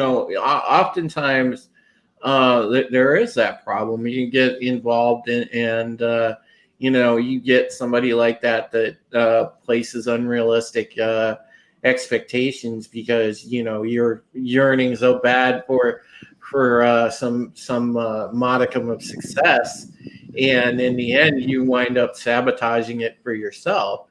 And that and I think that rings so true. That's such a problem. Especially early on in relationships, people place unrealistic expectations like, oh my God, the person's the one, instead of taking it as it comes, which is what common. Well, that comes as a detriment to the love at first sight. Very trope. true point. Yeah. Love at first sight. People should not be told that that's like the romantic or beautiful thing. It's actually quite dangerous because you're trying to say that everything has to be instant as opposed to earned. And the one thing that makes a relationship valuable, what makes it exciting, is the discovery. And if you have a love at first sight where you come to that, where you're basically starting like a foot away from the finish line, where do you go after that? It then becomes depressing and routine and soulless. No, we don't want to completely discount that out of hand for one reason, because you can never put a timetable on chemistry and connection. Sometimes it is there from the get-go, but the problem is those circumstances, I think, and this was a thing that was built up a lot, especially in a lot of the, because when I was growing up, there were a lot of those early in mid 80s, like romantic comedies that really pushed that love at first sight issue. And it was definitely overblown. If you look at it from a common sense perspective, it's really not like that. That's more on the extreme cases of extreme rarity than it is the norm. And a lot of people had that blown out of proportion early, where a lot of people have, sort of unrealistic expectations when it comes to that a lot of times now. But, people that take a critical eye and look at it from a point of common sense will understand that, sure, that is on the case of extreme rarity more so than the norm. It only happens in towns of less than 100 people, actually. That's not love at first sight. That's lack of options. Exactly. Yeah.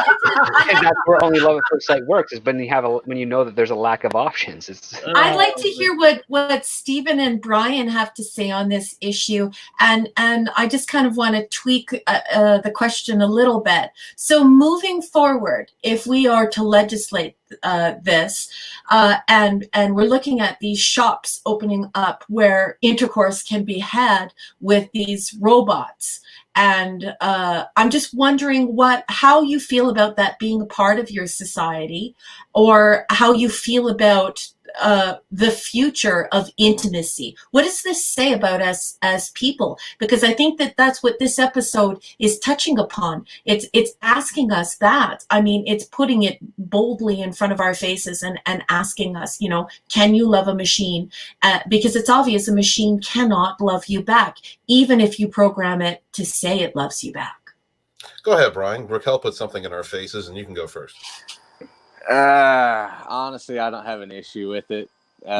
Everything's convoluted as is, so let's add another log to the fire, I guess. See what happens. Dig it. Honestly, you can't force someone to love you back, and 9 times out of 10, there's always one person loves more than the other. I've never seen a complete equal love in any relationship ever. Even in awesome relationships, there's always one that loves one more than the other. Yep. So I don't really see a problem with it, and I don't see an issue. But I'm kind of me. But the thing is that the one is artificial and one is true, Like there's two people that can love each other, one person more than another, but there's something honest about each reaction. Exactly. When you have something that's saying all the right things, but it's not coming from anywhere other than a command from another party, Exactly. It sort of but the majority of love nowadays is coming from a can he provide, can she provide kind of thing. So I don't see a difference.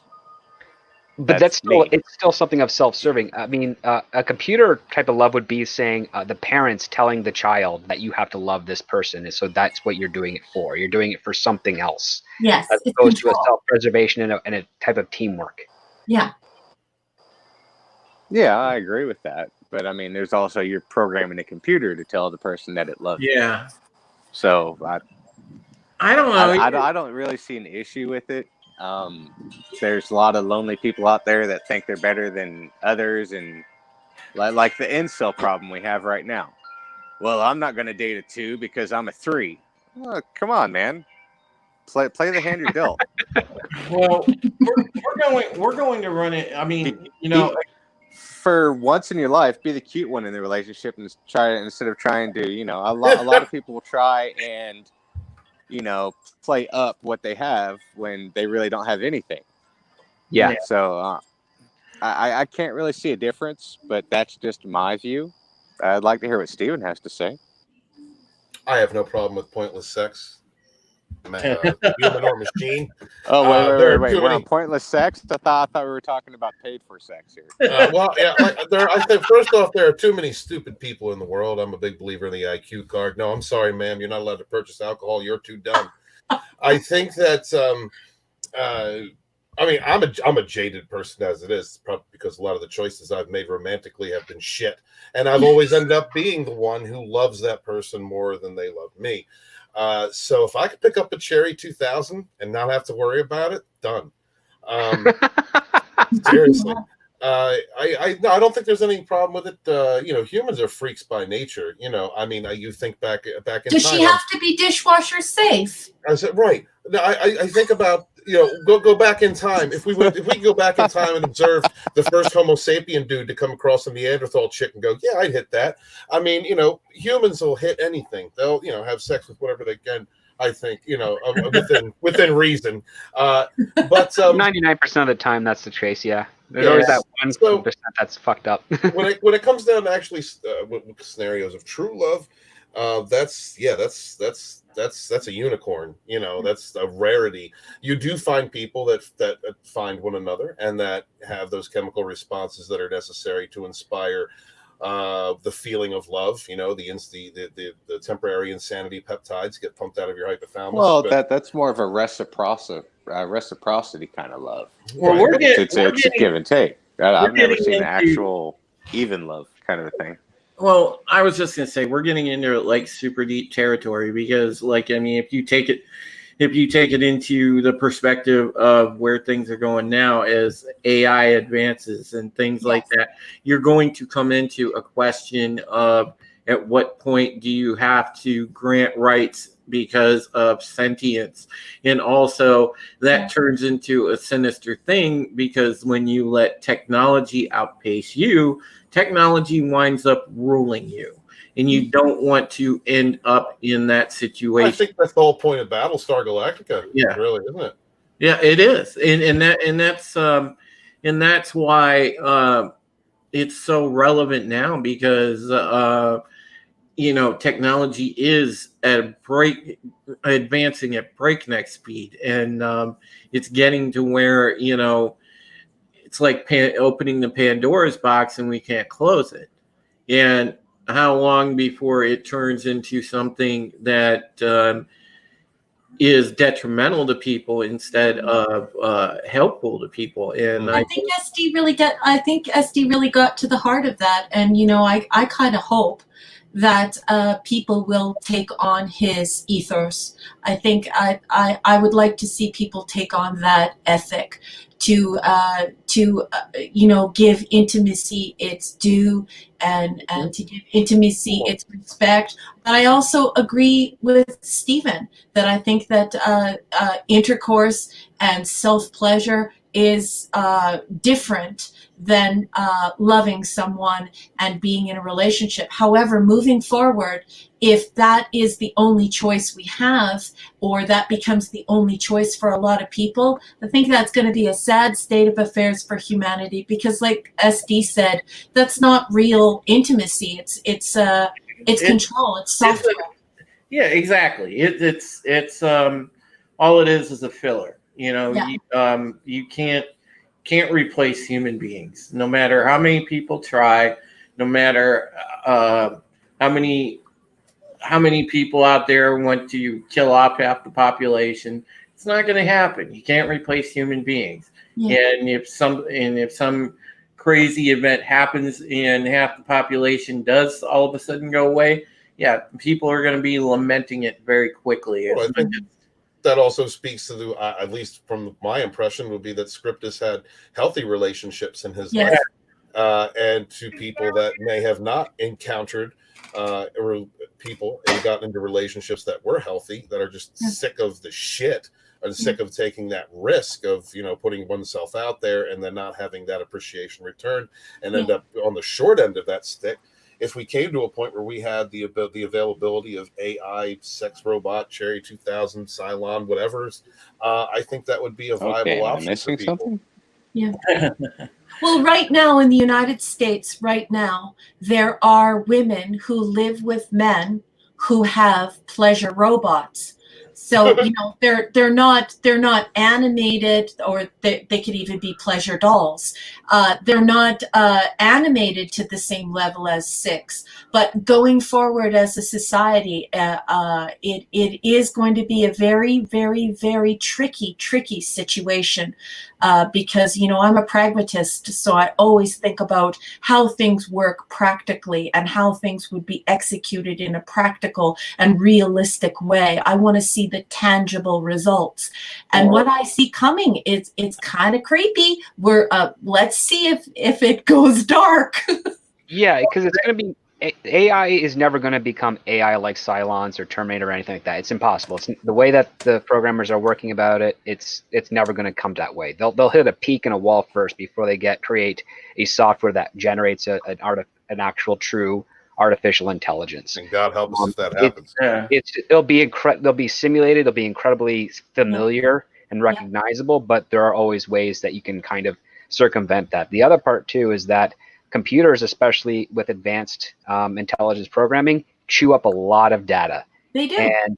And also require a lot of power. And the fact of the matter is that the first one you make will crash within days because they have to observe and gather as much input as possible. So you have nothing to fear with regards to a robot apocalypse of that source. What you have to fear is basically crazy programmers that are trying to manipulate the world through technology and software and programming. And changing the humans' interactions with each other through that means. You're never going to have it sure puts a much deeper and weirder spin on "Honey, I Have a Headache," and then you go to the closet and you take out your friend. You know what I mean? You're fighting with your wife. You're fighting with your husband. You're just like, sorry, I'm not in the mood. But you go to the linen cupboard and you take out the the artificial partner. the Liam Neeson 3000. And well, the thing is that sex makes me think wait, hold up. It brings a whole new meaning. It just made me think of the Transformers movie, the animated movie from back in the day. You just made me think of that song. You got the touch. That's right. You got the power. Air metal, but I think it's going to be interesting moving forward, and thank you for responding to my thoughts. I'm a social scientist, so I'm always curious about how people feel about the future and how our world is changing, and how our beliefs and our ethics and our morals and even our desires are being affected by technology. And thank you for answering my questions. Well, technology is the tool of either great people or horrible villains. Like, that's the thing. Like, it's just a tool. It can be used in any perverse way possible. It all depends on who the creator of it is and how we as a species are responsible with how we use it. And that all comes down to education and role models. And luckily, Adama is up and awake, so we'll have a good role model to look at in future episodes. Fisty, thank you for bringing that up, because you know what? When I saw him walk in, that was an emotional moment for me. I cried. Yeah, me too, man. Yeah, it was. Edward James almost renewed his contract. We're good. Yeah, man. Steve, you're so cynical. No, I'm saying that all in jest because Patrick Stewart was possibly not going to come back for season 4 of Star Trek. So I was. Hey, at least Batwham and bowed out. I was happy that sadly SD doesn't get any more episodes. Yeah. Well, at least off the Ruby Rose era. Yeah. We're all grateful for that. I was happy that this episode sort of ended on that note that it did. Says, I think that him coming back, it was anticipated. Everybody wanted to see him, come out of the coma and get up and save the day again. And everybody was having that round applause, triumphant moment when he was up and walked into Ty's quarters. So I thought that was awesome. So all right, yeah. Sorry. Should we give our? Let's wrap this up. And we did a great show today. I'm just up late. Yeah, let's go around the horn really quick. Give our thoughts really quickly. I thought overall this episode was pretty good. It wasn't one of those where it was like knocked my socks off like 9 or 10, but this was at least to me like a solid 7.5 or 8, and I was happy with it. I thought it was a good episode. Other than the Pinky and the Brain moment, where I wanted to climb into the mystery machine because we would have gotten away with it too if it weren't for those meddling kids. So there was that part that I wasn't too fond of. But I thought overall this is great writing. I mean, I say it time and time again. It is great writing, you guys. I wish that we had something like this on TV today. Yeah. I was not concentrating on blood thickness like some people. You know what? I love Cara. She's being a boss in every scene we saw her in. I just love seeing that character, especially the flirtatious nature that she had with Anders. I love seeing Anders. Good to see him finally in the show, although we got to see a little bit of him before. Love that. Again, Kate Vernon. I love to hate you on screen. You play such a bitch, such a manipulative social climbing bitch, and I love to see that. You're beautiful, you're wonderful. I love to hate you, and So Rosalind, there was just a little bit of her, but powerful moments when she was in there. Mary McConnell, great actress, bar none. Beautiful, wonderful, powerful presence on screen. Love seeing that. Ty. Love seeing Ty be a complete douche and a useless, just an inept character. And like I said, there was that moment where I thought he actually learned something and was going to take the right, the right path that needed to be taken in the situation. But Ellen, Captain Chaos, came in, screwed everything up.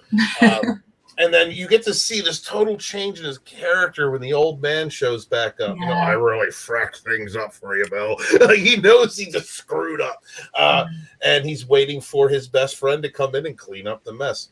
And seeing Valeri go, that we've been following her from the beginning, and this is going to be, the last we see of her for a minute, this iteration, of this character. And the whole murder scene, you kind of saw that coming. Callie was just the crazy-eyed girlfriend the whole episode. Then you knew that was coming. Why they moved her in that situation was just complete ineptitude by the security forces. They were asking for her to be assassinated. I love this episode. I give it. Actually, I like it more than the last one. I really like it. I give it a 7.5 plus 12 inches because they gave me lots of Candace. They gave me lots of plus 12 inches. Oh my god! Right in every scene. I love seeing her beautiful face. I love seeing her on screen. I love the character of Dwala. You just want to hug her. 7.5 plus 12 inches. All right, go ahead, Brian. In all honesty, I'd say this was a high 7, like a 7.75 or 7.8. I think it had a lot of good action in it and a lot of good suspense and intrigue. It showed a lot of comparisons between different leadership styles and what can happen in different situations. And I definitely gave it a high 7 just because of the reveal of Adama at the end, because we had 4 episodes for everything hitting the fan. Mm-hmm. All right. And last but not least, SD, take it away. This was a really solid episode, aside from my two little critiques about the blood and the placement of the pyramid game scene. Yeah. I really liked how it was all the bad decisions that could happen in this situation came to a head in this episode and were kind of like sort of resolved a little bit. I like the character development in Lee Adama because he's the guy that does follow the rules, and he's able to he's still kind of following the rules, the right path of what things to do, but he's starting to finally take that risk that his father was telling him about earlier on in the series. So it was a nice little change, and I really like the progression. I like the fact that they kind of got out of the rut of having the president behind bars for the past 4 episodes. So now we're going to see some really cool escalation and new change and relationships and conflict within the fleet. And we're overdue for a Cylon ambush. So hopefully we'll get some more of that in the upcoming episodes pretty soon. Yeah. All right. Well, I want to thank everybody again for coming out and checking out the episode tonight. I know it wasn't perfect. I apologize if I had some sound issues or echoes or things like that. Being down equipment, I'm not going to be back to full potential probably until next week. But my next week's show, hopefully, things will be better. And again, I would just want to thank everybody for your well wishes and for being there for not only me but my mom. You guys really are family. Appreciate the viewers. Without you, there is no us. And of course, I appreciate my family on the panel: Raquel, Steven, Script Doctor, and Brian. Thank you so much. And Bear, even though he's not here. And obviously, you guys can catch me on Bounding into Comics and Sickest of All when I get back to my writing, which I will soon. And I'll let everybody kind of go down the list and let everyone know where they can be found. So go ahead, Raquel.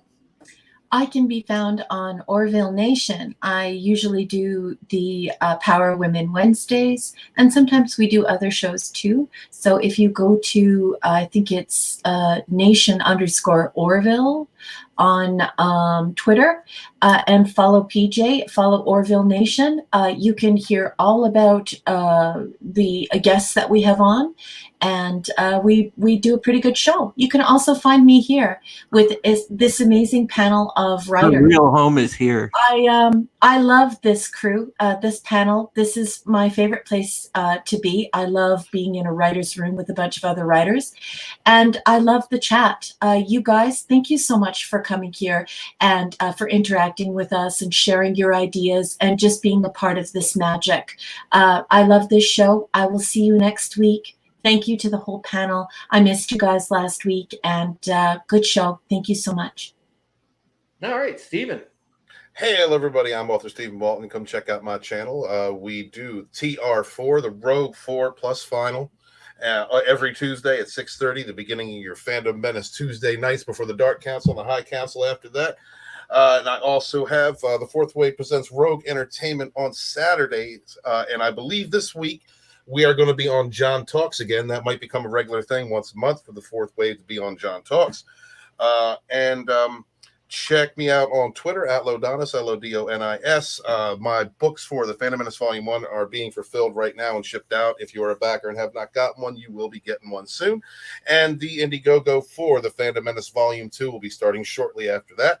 Forward by John Talks, chapters by Lord Doomcock, Jesse Milestone, chapters on Mech Random 42 and the Gospel According to Mark with a C, as well as some other interesting tidbits and chapters about the beginning of the Fan Collective, the consumer advocacy group known as the Fandom Menace. So thank you very much for being here. We wouldn't be here without you.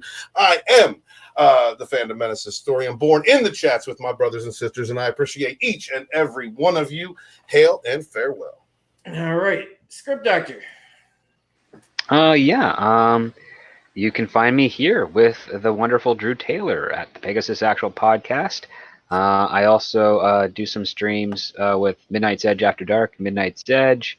Also, every once in a while, I get the honor of partaking with the Rogue 4 and the Fourth Wave guys over there. So please go ahead and subscribe to them.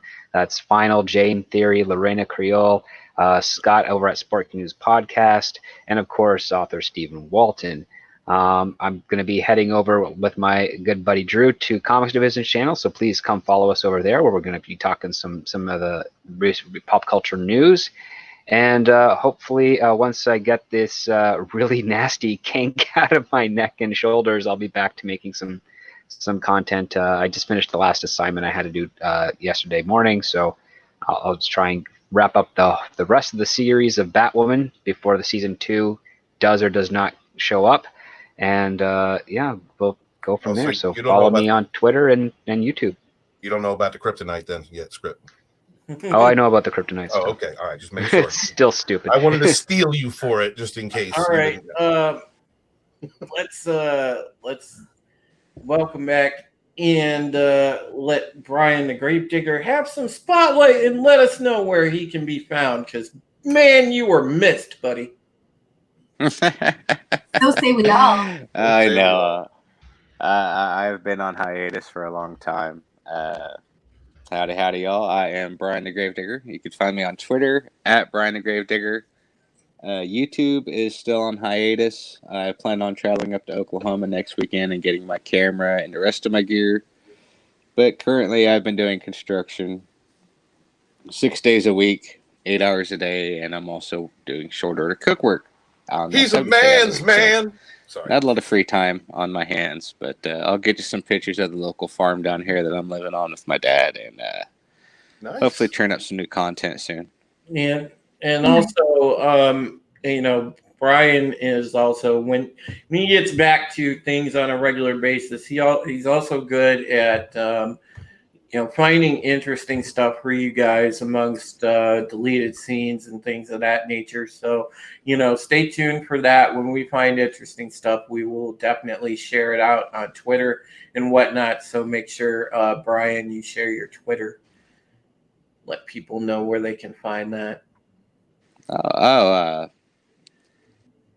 Yeah, I am on Twitter at @BTheGravedigger. You can find me on Twitter there. It's generally the most active place I'm at where you can find me. Other than that, I'm anonymous on Reddit. So Yeah, So go fluff Brian on Twitter, hiding guys. out, as it were. and Brian will share that stuff as he comes across stuff like that. He'll share it out because he usually shares that in our group chats, and then we'll share it to Twitter. So you guys can check that out in between broadcasts. But you'll catch us next week. We will be here. So be here or be square. Love you guys. And, take care of yourselves and each other. So say we all. So say So we say all. we Good are. night, everyone.